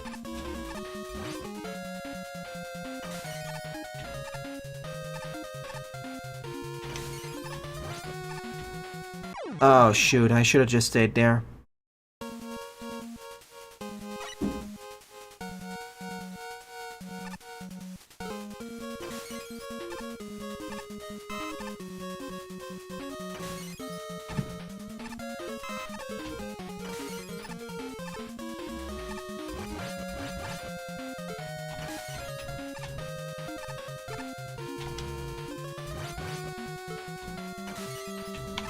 Oh no. They are trying, it's just that they're playing it rather safe. Like, these are really... If this is designed for more beginner to intermediate players, I'm okay with that.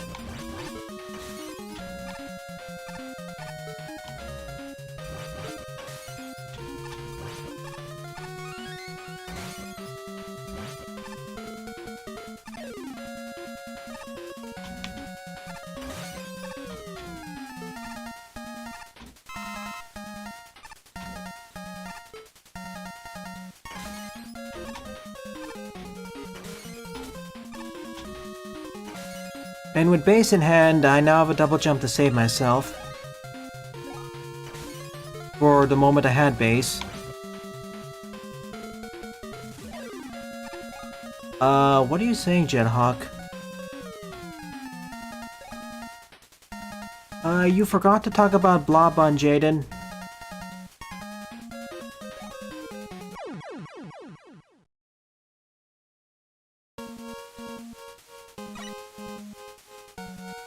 I'm confused with what your statement is. It really Kaizo-like, but a long shot? I don't get what you're saying.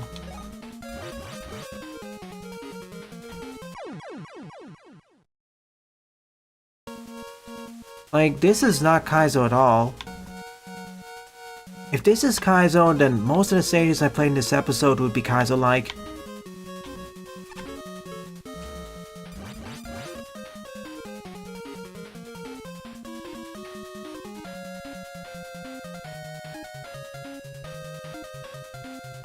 Ah, gotcha, I see it.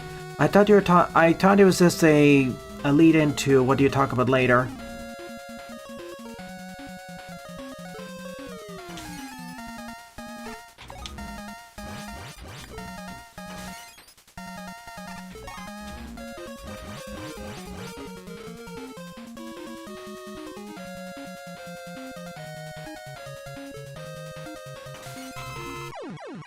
Right, sorry.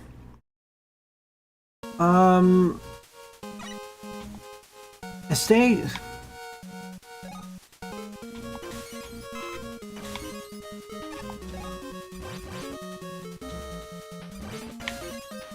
No? Even if a stage has a lot of spikes, that doesn't mean it's automatically Kaizo. Because if that was the case, some of the previous stages had more spikes in general, but I wouldn't call them Kaizo. Chemical Freeze I would not call Kaizo. Base escapes the frozen tundra again, I wouldn't call Kaizo either.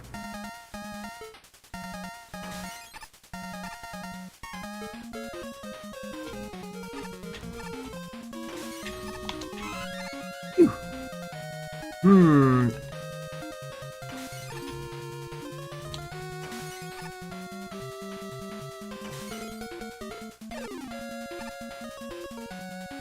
Dashing up walls died Kaizo. I've been meaning to ask you this question, Jethawk. Are you a native English speaker or / writer? It's alright if you don't want to answer that question.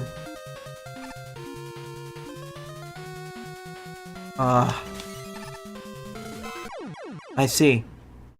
Checkpoint warp.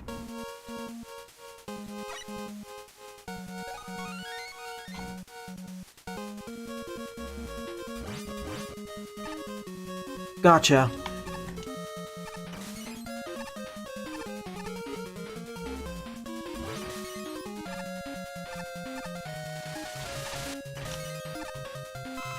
Oops. Basically, whenever those special weapon capsules are on top of spikes where I'm supposed to be using the Centaur Flash, they're effectively another layer of spikes. Or Mega Man 1 Death Spikes, take your pick. The reason why I don't consider this a Kaizo level is because, or even Diet Kaizo, is that the precision involved isn't really that precise. If you were to replace all those capsules with spikes instead, I don't know.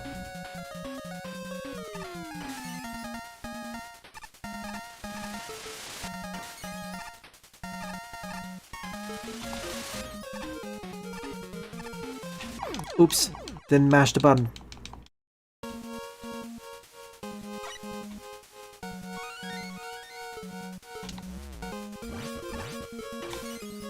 Gotcha, Janok.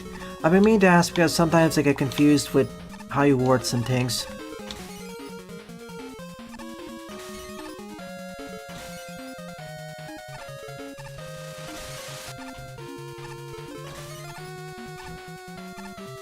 Yeah, I was close.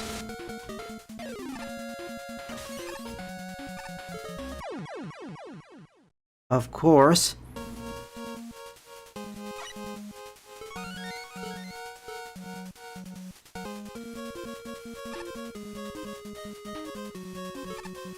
Mostly, but...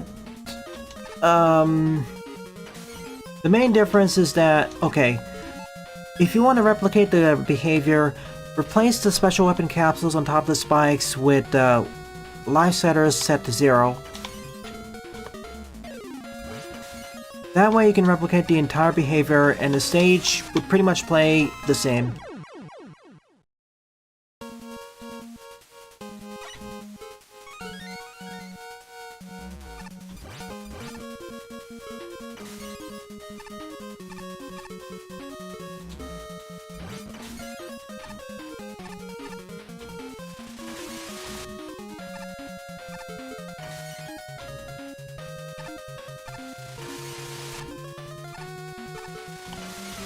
Now let's stop being incompetent and actually finish this part, shall we?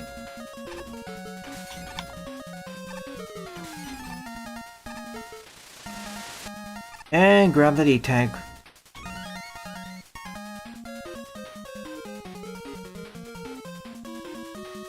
Yeah, it doesn't really take advantage of the exploit or even the centaur flash in an interesting fashion. This really just feels like a tutorial stage in a way. Well, a second tutorial level.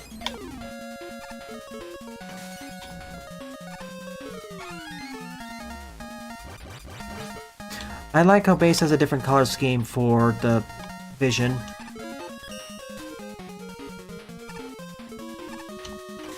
I do appreciate we have different characters to play this with, but... Oh yeah. I think the best way of saying this is like, this is the challenge section following a tutorial. Just to make sure you properly understand the mechanics. Well, a second tutorial followed by an optional challenge gauntlet for an extra reward or whatever.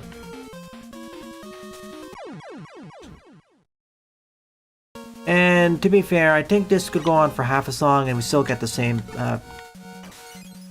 gist of it. Or let me reiterate. Half the length of the earlier challenges so we can get to the tougher stuff faster.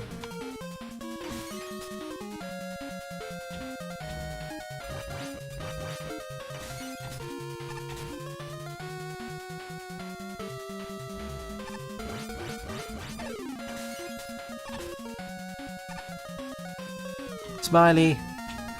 Wait. I knew it.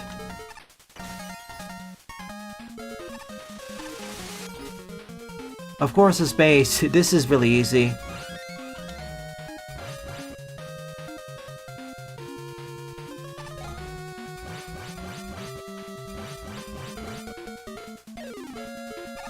It may be 36 screens long, but it takes quite a while to go through some of these sections. Remember, when you're building a stage, it's not just the number of screens you have to worry about, it's how long it takes to get through them. That matters as well.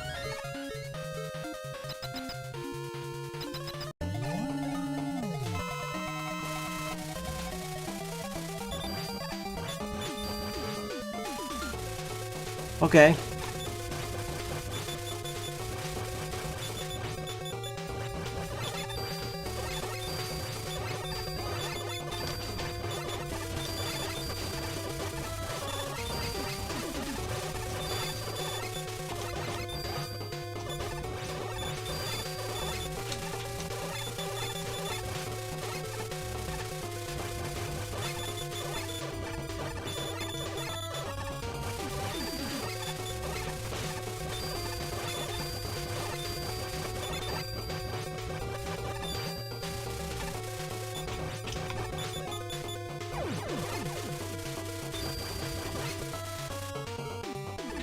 That's one left.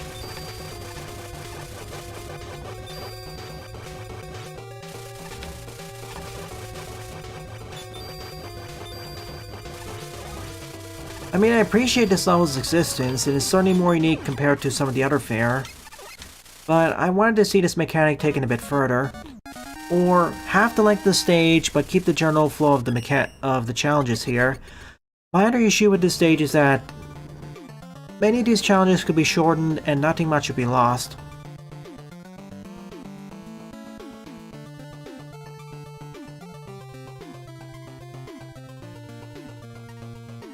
Like, you can make the stage 20 screens long and have the general difficulty flow and challenges. I understand wanting to have a steady difficulty curve, but at a certain point you need to trust the players to be able to pick up the slack. I made the same mistake when I made my Magmal 48-hour level, of being too worried about the difficulty curving.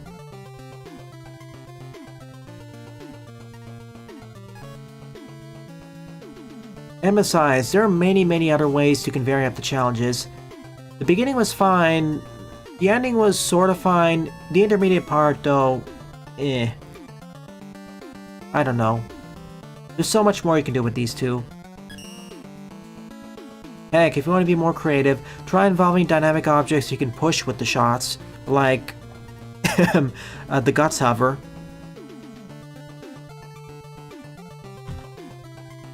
A lot of missed potential in my book. Anyways...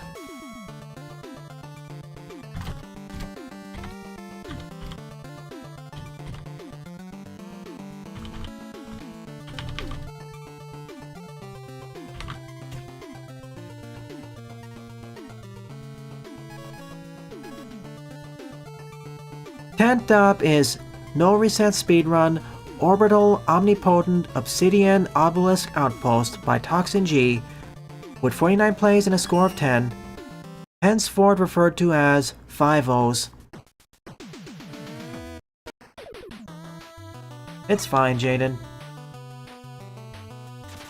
Oh my... Cool.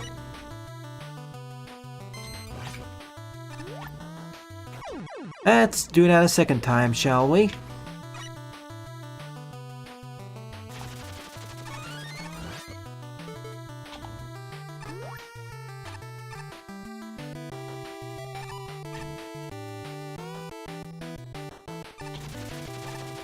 At least these are clearly marked where we're gonna show up. And it's a Toxin G level, so I can be assured that's gonna be mostly fair. Or entirely fair, actually.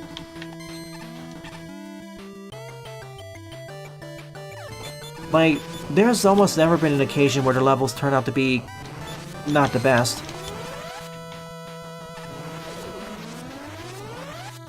Man, do I miss Nicolasse.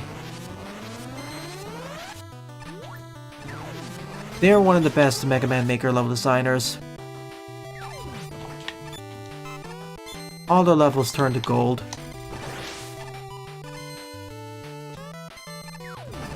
Eep!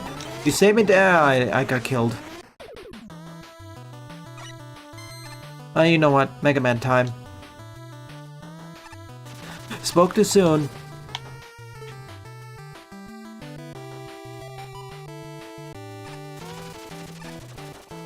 What I'm saying, Jarok, is you didn't need to be so cautious. You could have shortened part 1 and go directly to part 2, as that's more interesting.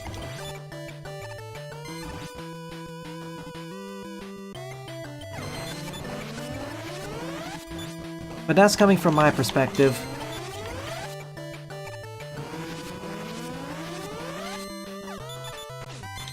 Remember, I'm gonna echo the same point I made to Fire Sawdust. I'm gonna repeat the same point I made to Fire Sawdust for their stage. Sometimes, less is more. Right, let's talk about DK Bonanza. Seeing as you're the one who brought it up, you lead the conversation. No slang for the stage.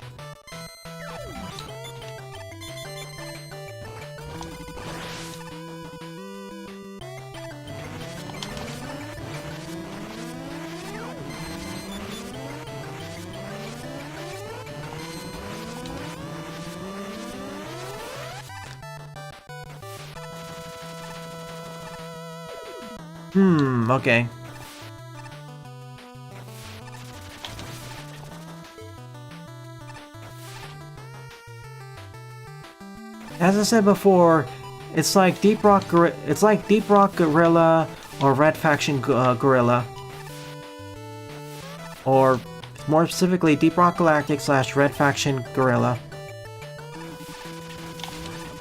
Now, if I can actually get up there, I'd be happy. Being able to destroy most of the stage looks quite interesting. 5th time's a charm, I suppose. There.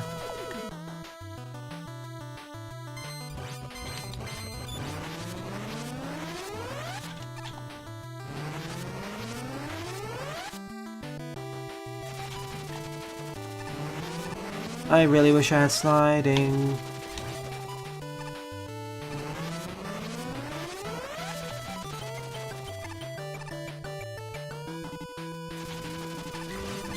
I'm really happy that instead of the usual 3D Mario game as a console headliner, we're getting a 3D DK game.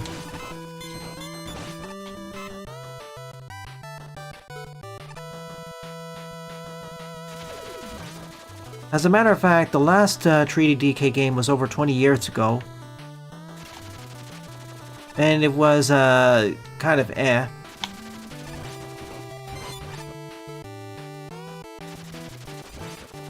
Got it. Oh no. Take that.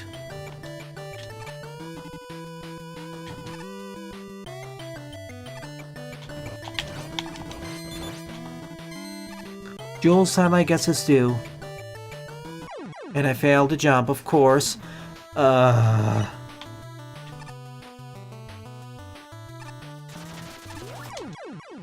Yeah, there's no checkpoint in the stage, so that's the problem. And of course, if I don't have slide, jumping off with this on could be a bit of a problem too.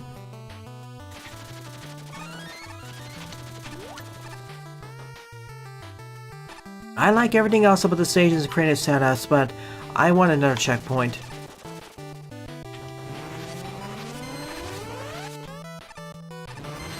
Well, now that I have sliding, it'll help resolve a lot of these things.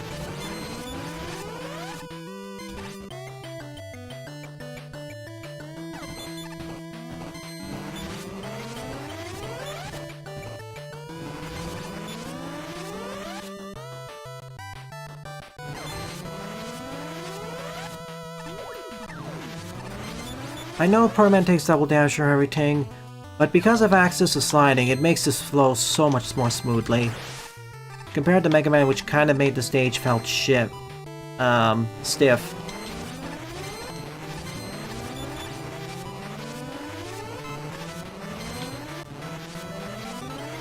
Like, this would be a good place for a checkpoint.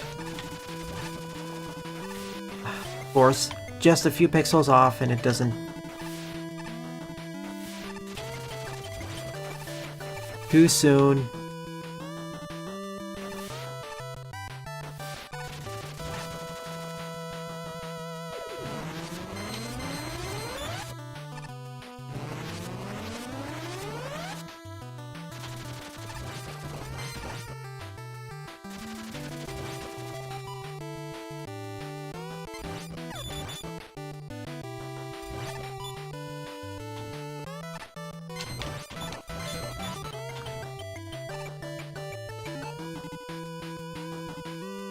Not just sequence breaks, but all the intended paths.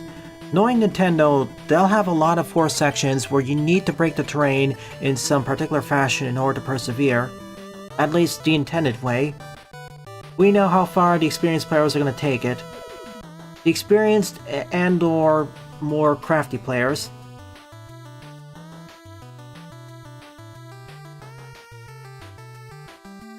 Yeah, Cranky's design needs to be updated a little bit. Maybe it's a placeholder.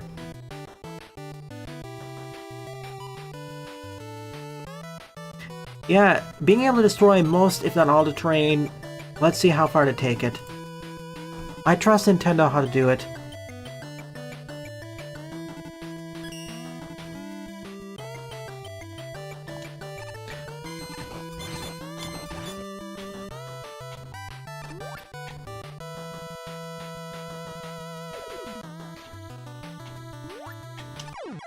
Are you kidding me? I pressed slide. I'm starting to dislike this. Okay, I'm just gonna use a level editor here because I want to place a proto right there. Either I'm missing a checkpoint or there's one I keep going over.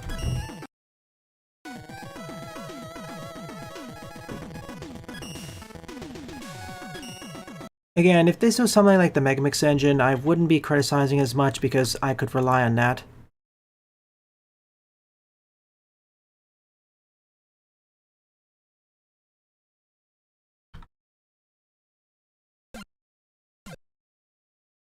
Alright. Add 5 minutes to the timer.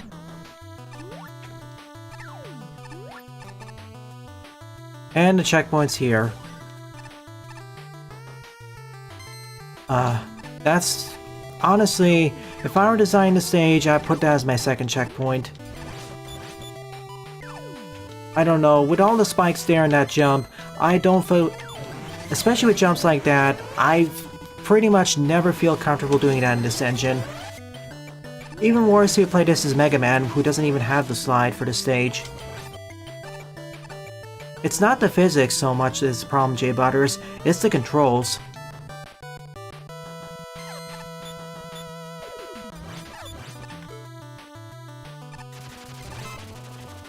Unless you're talking about the ice physics.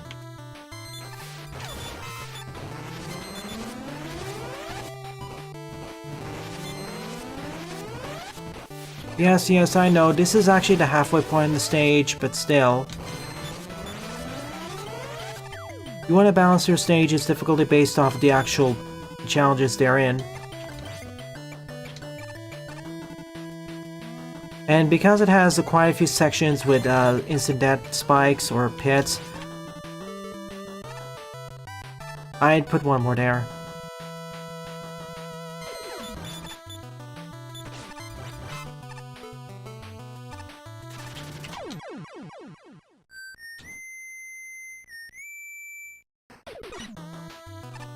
This is one of the many reasons why I wanted to go on and that helped with Maker Vacation.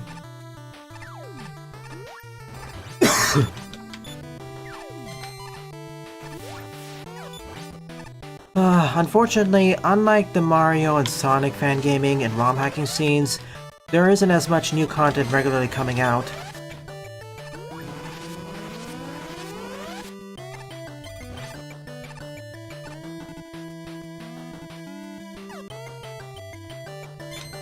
I mean, this is a cool stage, sure, but it's a little bit brought down by controls and their, well, probably wanted one more checkpoint for this.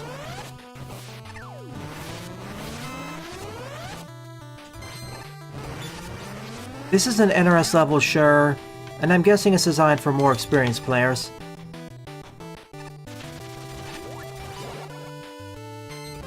To the right. And to the left. Oh my goodness. To be fair, even though this is Think Quick, I still take this over what came before it.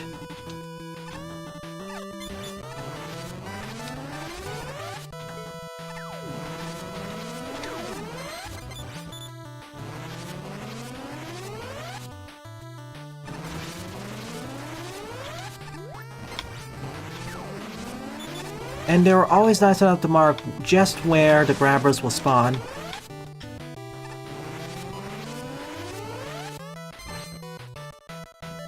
Okay, we're out.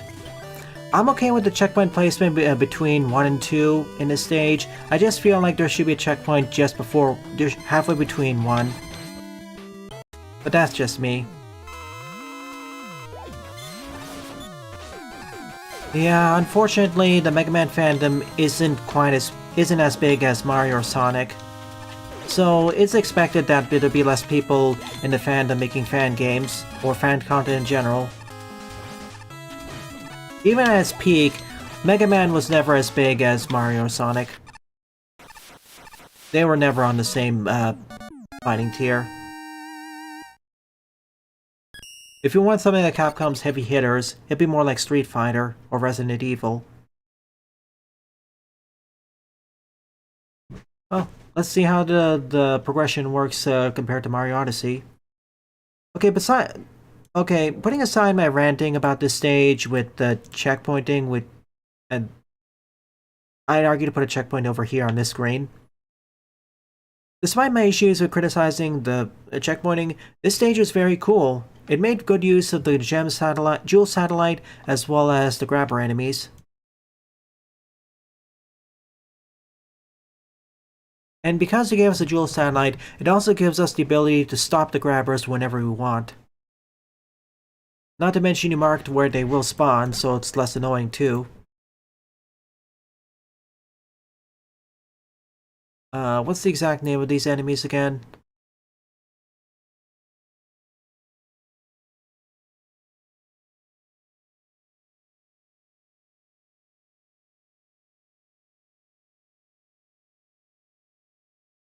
And what game did they originate from?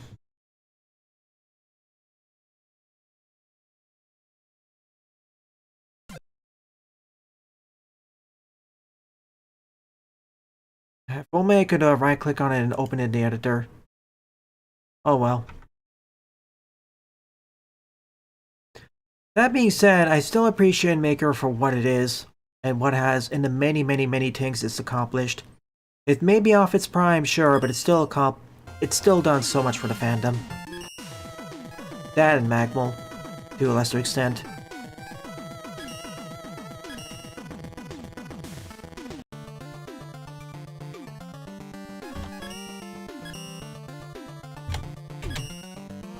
Eleventh up is The Hard Totem Quest by LJ27, 35 plays and a score of 2.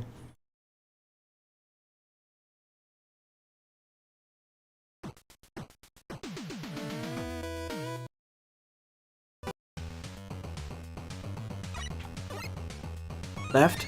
Okay. Oh, yeah, cool. We can get Rolf some more time in the spotlight. Sorry if I sound a bit harsh with some of the stages. I apologize in advance. It's part of the disclaimer of this LP. I apologize in advance for any silly mistakes or false assertions I'll make. Because as most of you well know about this, I make plenty of those throughout playthroughs. I am not a good Mega Man player. If I said I was, I'd be lying. There are way more mistakes I make than I should be if I was actually a good player.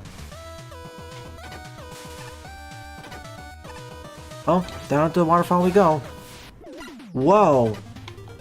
That is a cool transition, going from the sandy dunes to down here. And the aesthetics in Pixel are pretty pretty.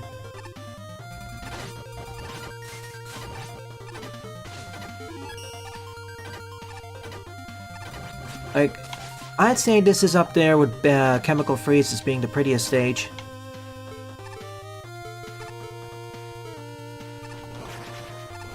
Right, can't do it.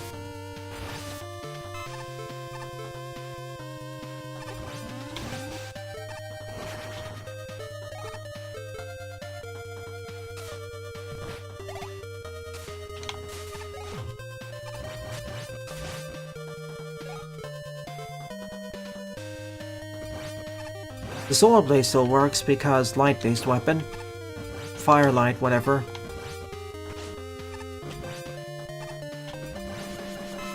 Thank you, Shrimp.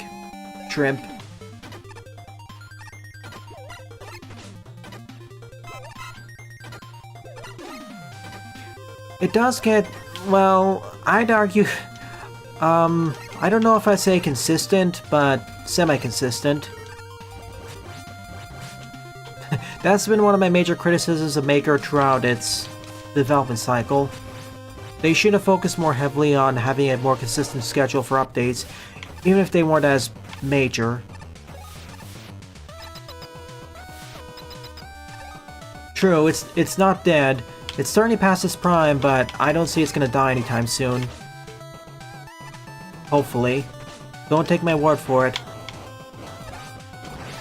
Really, the time where Maker is going to take a major hit is if the servers go down permanently. if Maker stops having development, it will certainly slow down the number of players that play it, but the main thing that'll kill its popularity is if the level sharing servers go down. Because that's one of the main things that makes Maker so replayable.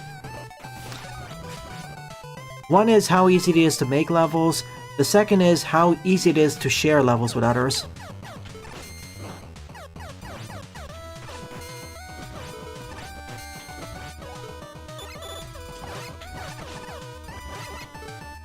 Again, 1, how easy it is to make levels, 2, how easy it is to share levels.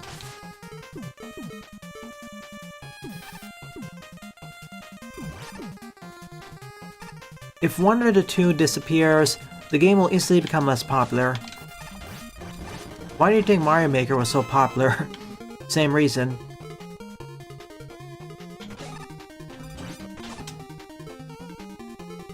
Yeah, Megamix isn't as user-friendly, thanks Game Maker Studio. Ideally that'll be fixed with GMS2 version.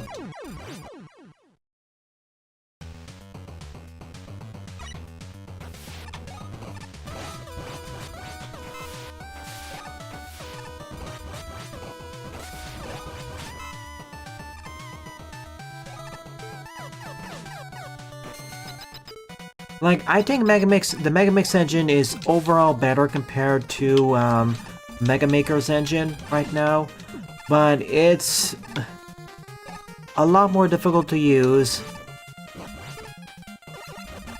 It's a lot more difficult to use and produce games and levels, not to mention it's inherently more difficult to share the levels made in it.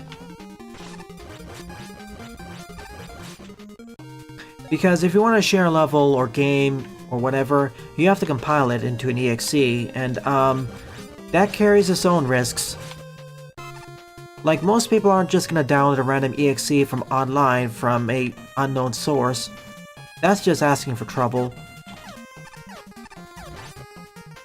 However, if you're playing it, asking them to just download a level file automatically through the Mega Man Maker game, they're a lot more open to that.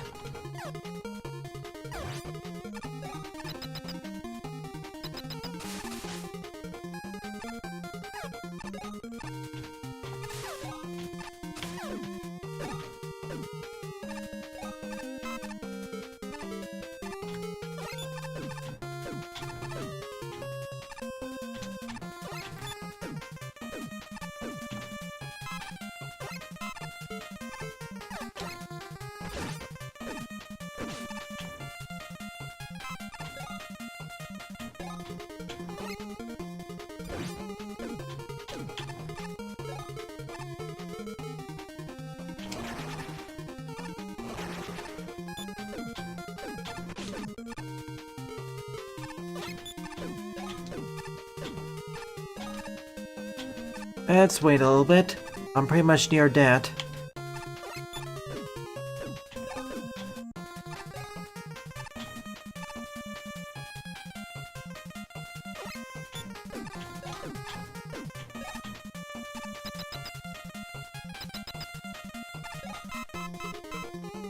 No checkpoint, eh? And wind.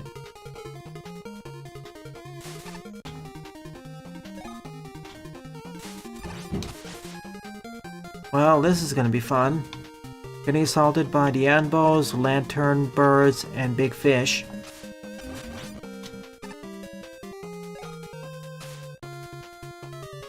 Two different varieties.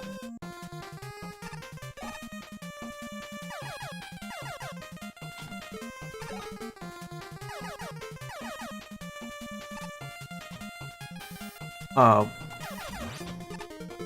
Thank you.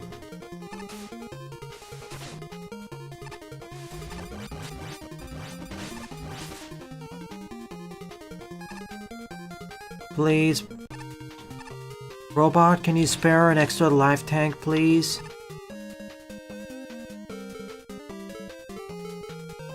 Oh my goodness, I can get that, but, you see the problem.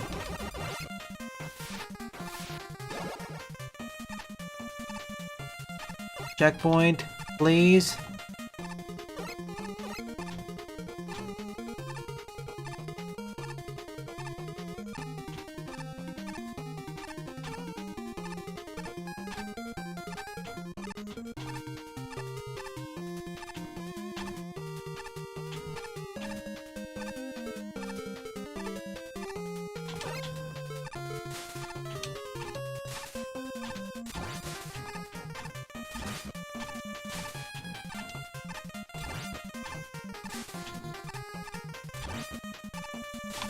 I need to play this really safe.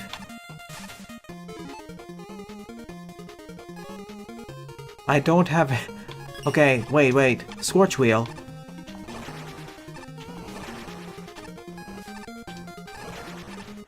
Huh, I didn't know it interacted in the water like that. Yes!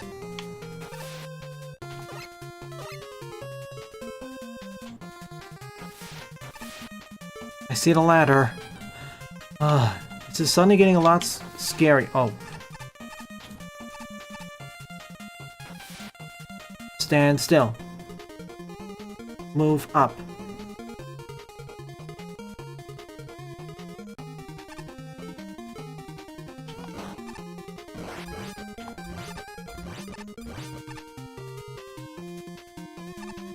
Yeep!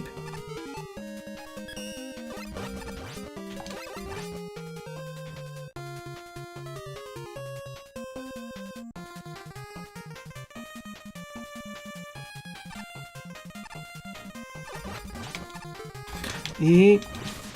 Oh, thank you, game. Thank you.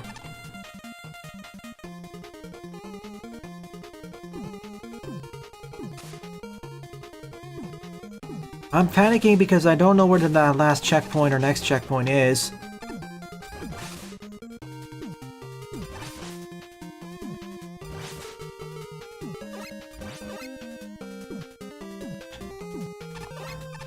Okay, there's a platform.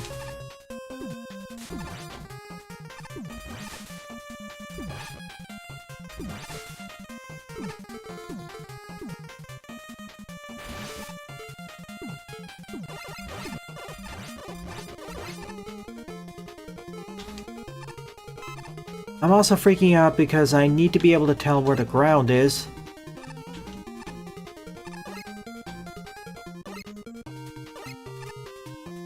Huh? What?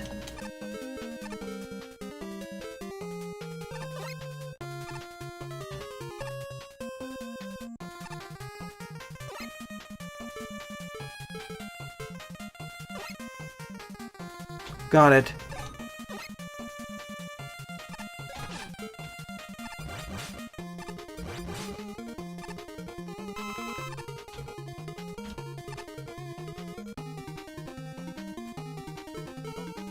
You know, wait, can... Yeah, it actually helps.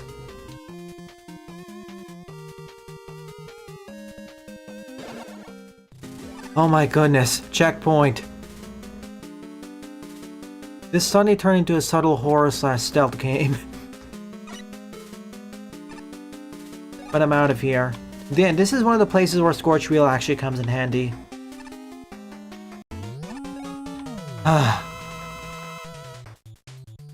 Suddenly this became one of the harder stages, if only because I wasn't sure where the last checkpoint was. And I really hope this doesn't suffer from checkpoint starvation. Like, if I knew that section was coming up, I would not have chosen roll. Thank goodness I had a backup projectile weapon I could use almost infinitely. At least the boss at least my payment is that the boss is easy. Scorch Wheel is good again in the dark sections, for sure. And also, mercifully, we have weapons that can feel the terrain, like Oil Slider and especially the Surf Snake.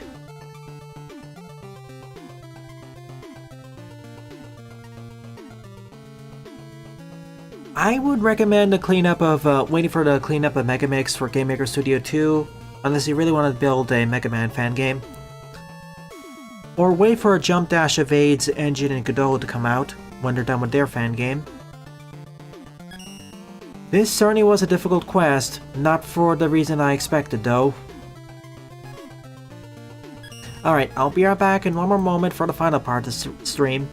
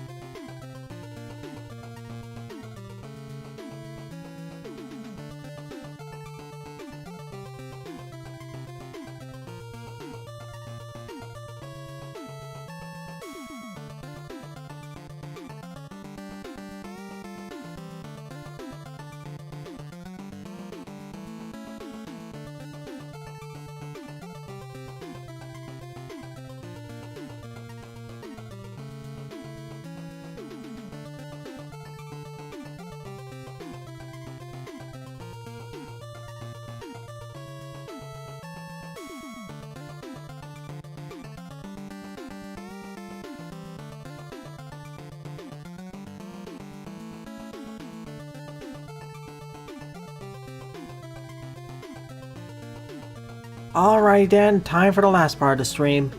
I finished up most of the levels in the queue. Well, I'm gonna do one of Oscar's levels again, do a most popular queue level, and then close up.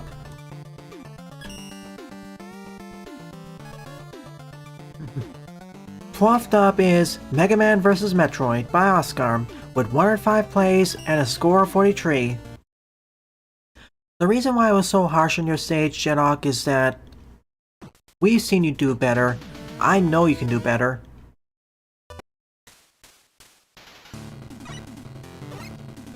Starting like NES Metroid. Hang on a sec. Nope, no secret to the left. Also, I apologize for that toxin. I tend to be a bit touchy when there's a lot of incident hazards and how a checkpoint density should be. Looks like I start out with the slide and high jump, basically. And the charge beam, I guess. If we're talking about Metroid replacements. It does look like a Metroid environment.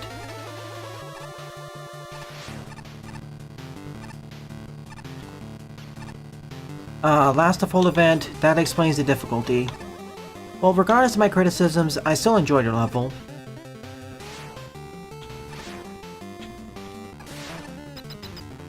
I still think having a 2 checkpoint limit for stuff like that is a little bit, maybe not the best advised. Especially for a speedrunning event, but I can see. I don't know, Jaden. I'm not interested in that other than the memes.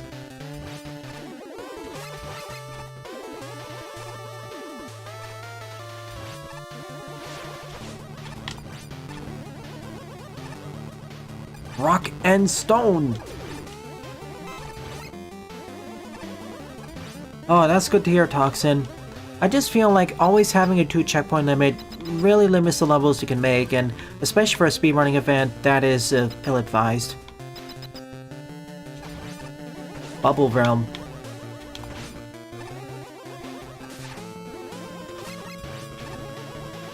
So, glad it's been fixed.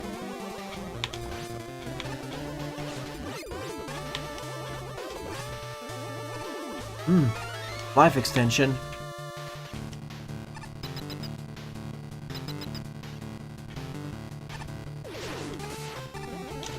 Oh no, oh no. Could have used the second one. Let's see, yeah. Just making sure my mic was actually on. Alright, where are we descending to? Not ascending, descending. Oh, pff.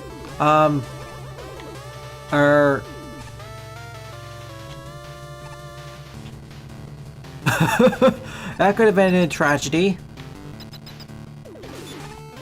Norfair?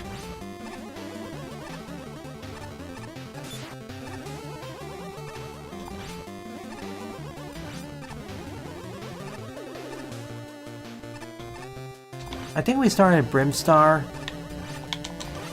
Brinstar, is it? I forget the exact name. It's been a while since I last played Metroid. No! I hit the side.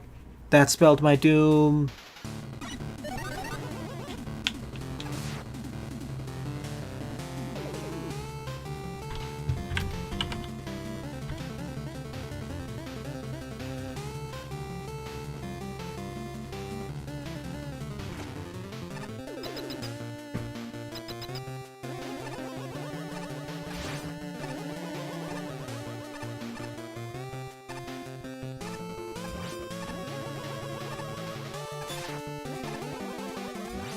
After this and 2 other stages, probably, I'll showcase the art that's been posted since last month, actually.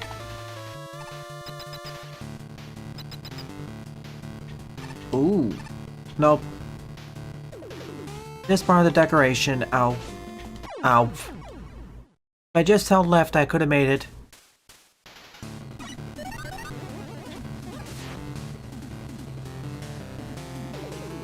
Art showcase. It's mostly an art showcase. I said this before, and it bears repeating as it has been a while. If enough original artists start posting their work on our channel, I'll start disallowing the sharing works from other artists. Unless they're commissions.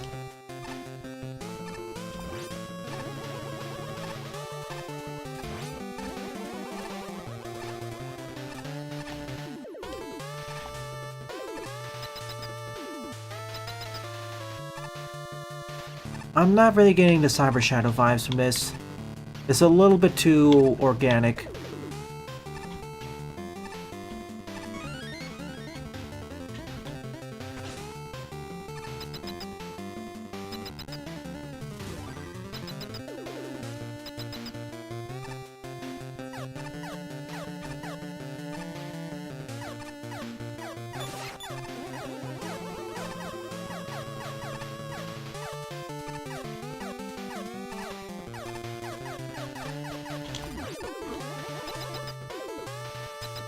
Could this be Torian?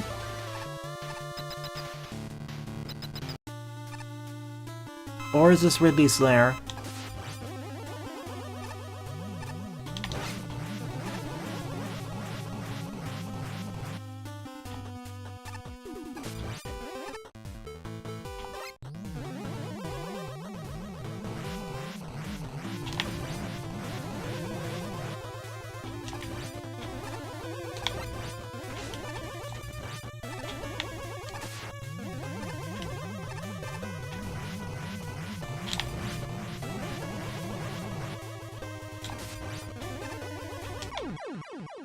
GG, not that difficult.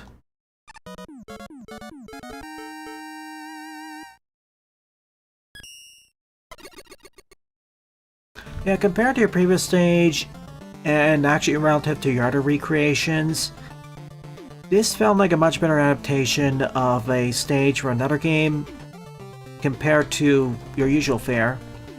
Not as good as like your DK94 series, but certainly better than your Kirby levels, that's for sure. Although this is basic and not really Metroidvania anymore, it certainly feels much more reminiscent of the original Metroid, while playing like standard Mega Man Classic.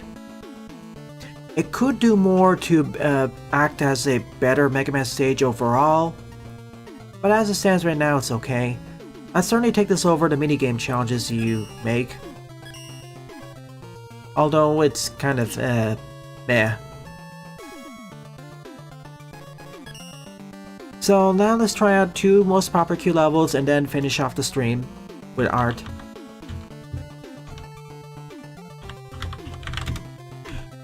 Alright, 13th up is Charge Man If You Locked In by Pedro73. 98 plays, score 48.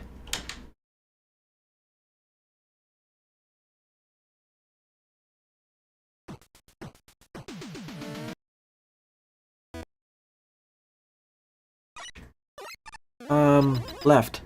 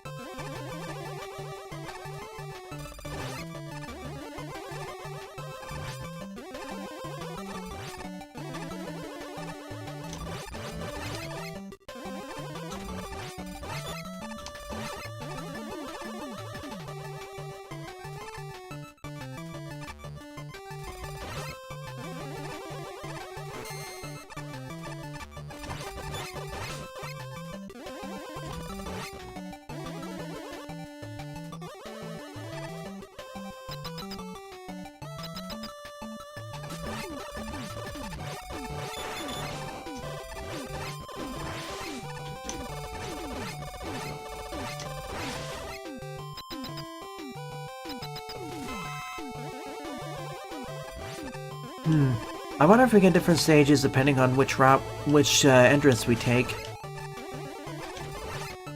Ah, a nice train set.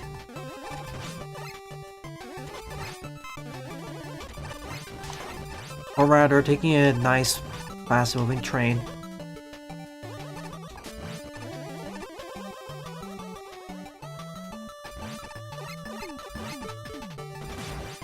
With a better Power Stone. Way better.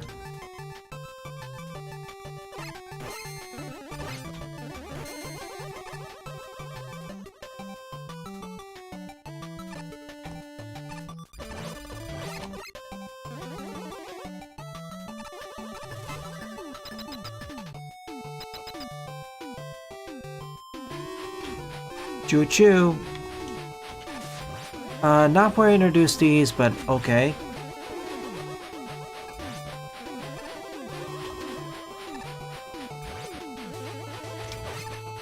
Now Chargeman stage actually has a gimmick. That isn't... Hey, this stage takes place on a moving train.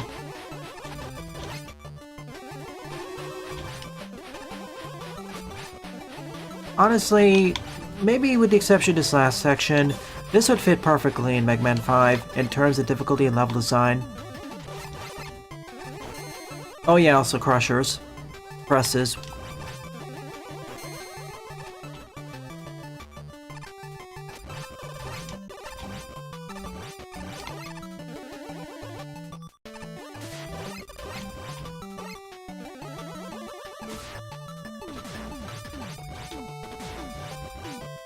When I say it fits in with Mega Man 5, I'm just saying in terms of level design and difficulty. Like, Mega Man 5 wasn't really that difficult overall anyways. It was one of the easier Mega Man games. Hardest part were the fortresses. Hey, charge. Ow.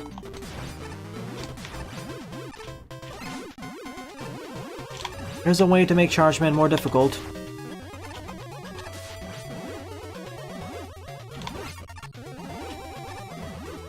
Especially when he can air brake.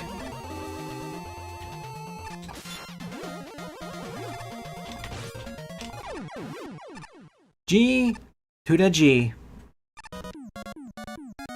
Song level overall, kind of meh. I wish there was more uses for those toy trains. Otherwise, it's... I'll probably mark this over the original Chargeman stage.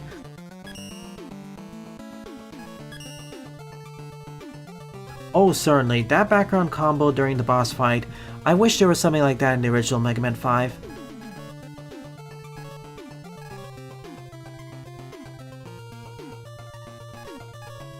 Bunch of stages by Jedok, which I'm gonna ignore because they are part of the level pack.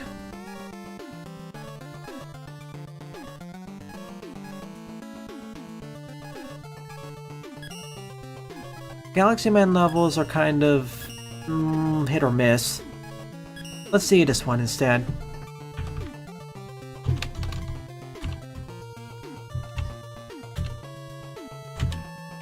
So the 14th and final level of the stream is Fort Uranus by Rock'n'Roll 555 with 67 plays and a score 35.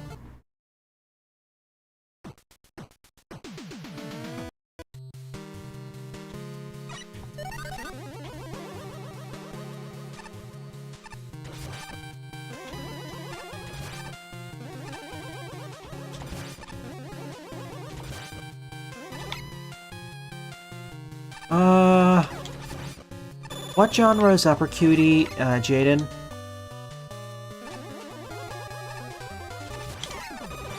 I'd like to remind everyone who recommends a demo or game for me to try that my current backlog of games that I want to cover on the channel is almost 1,000 games strong. Well, it's actually over 1,000 games strong, I just haven't fully written it out yet.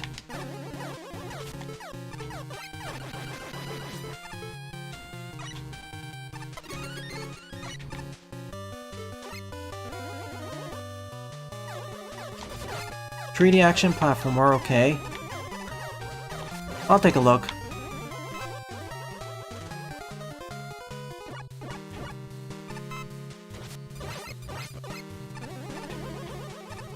You don't need... the details were already shared on the server, wasn't it? So, I'll check it out that way.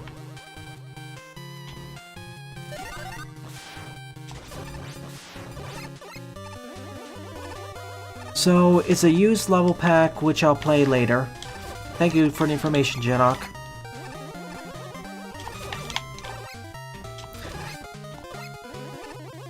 Kickstarter jump scare. Again, I would like to cover most, if not all, the suggestions you send for games and demos, but as you know, I have a 1,000 plus long backlog of games that's growing on the channel.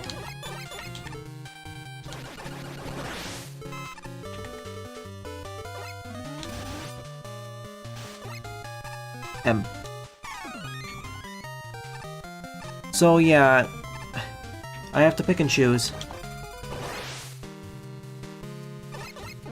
Not to mention there are certain marathons and series I do want to cover or at least get into. See for example the lauded and still in planning Boomer Shooter Marathon.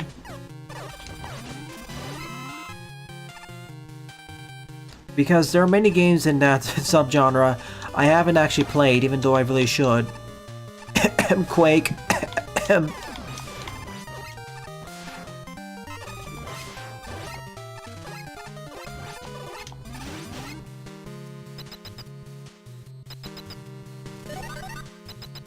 When I say Boomer Shooter, I'll expand it to include also classic FPSs in general.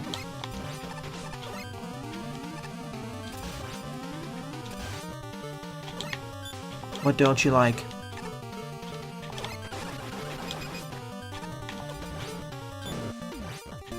Okay, you don't like fire.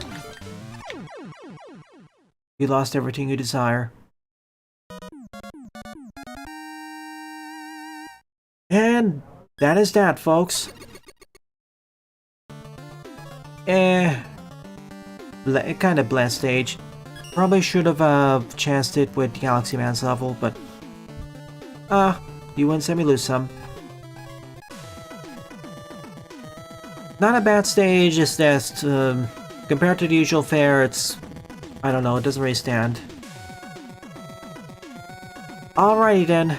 Of the 14 levels I covered in today's stream, my two favorite ones would be Chemical Freeze by Sunflower Azumarill and Mega Man Plus Remix Classic Mode Boilman version 2 by Fire Sawdust. Good job, you two, and thank you to everyone else who's made your levels to me. It is really appreciated. So with that out of the way, before I end off the stream, it is time for the art showcase. Starting from the late end of February to today. Happy late birthday to Oscar. They've leveled up to 24.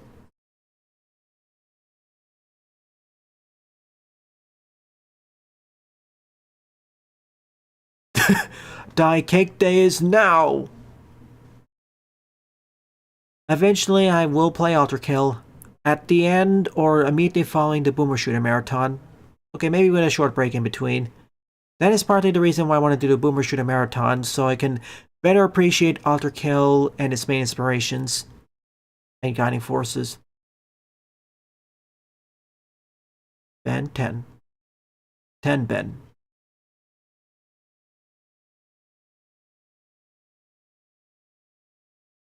Neat backstory. Dynamite Anton if he was younger or clean shaven.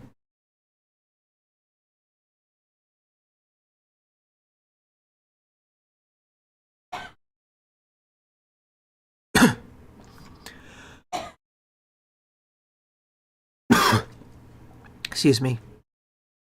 Not too cursed, honestly.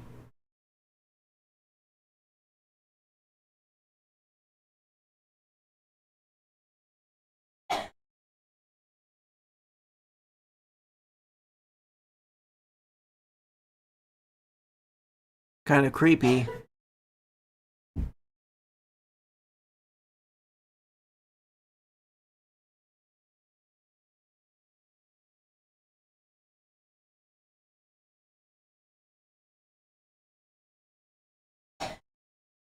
Doing exercises. Attraction. Attraction by power simplified.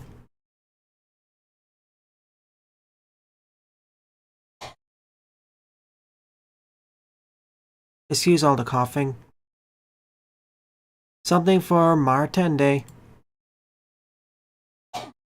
Neat pixel art.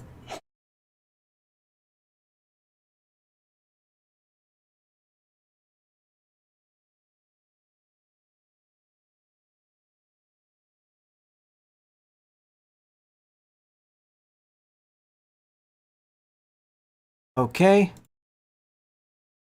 Another one for Martin. Oh, Luigi's cosplaying. Evil Ben variants.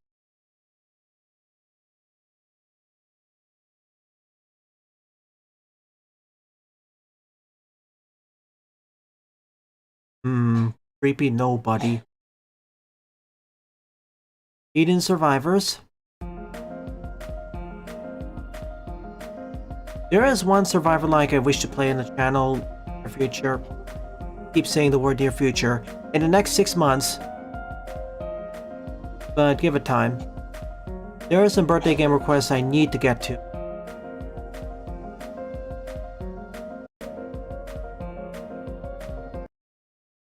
Yeah. Congrats to Anton Blast for winning the Digi Awards. Ulrich's redesign.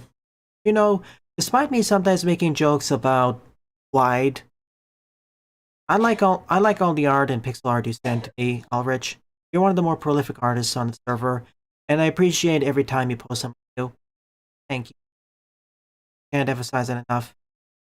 Speaking of which, thank you very much, Buster, for being the second person to draw a fan-made OC or persona for me. First one was Ulrich, second one is you. And honestly, this looks the closest to being an RM, and I'd be happy to expand upon this later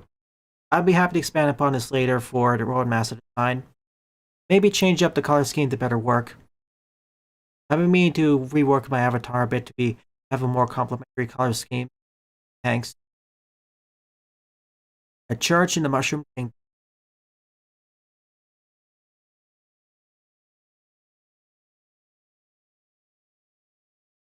Nice.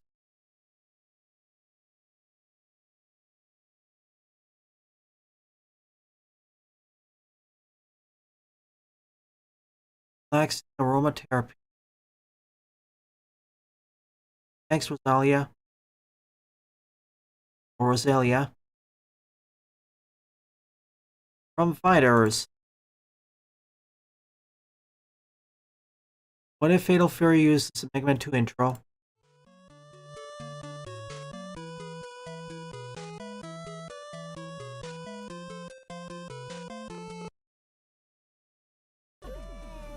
Wait. Time.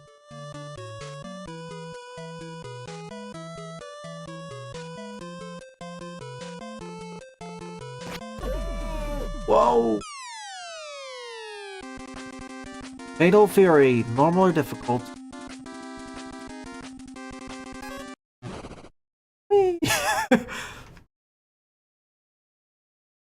Wily Battleship Sprite Sheet plus the mock-up. Blank Space Prevention. Cool.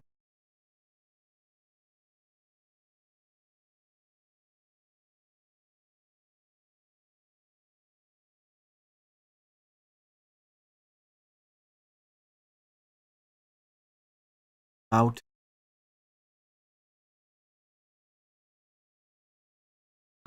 This doesn't make sense because the image it's in response to moved by a drawer. You'll see it in a few. Yes. Our hero, Blank Space Prevention. The Wily. Would like the soundtrack, yeah. Huh.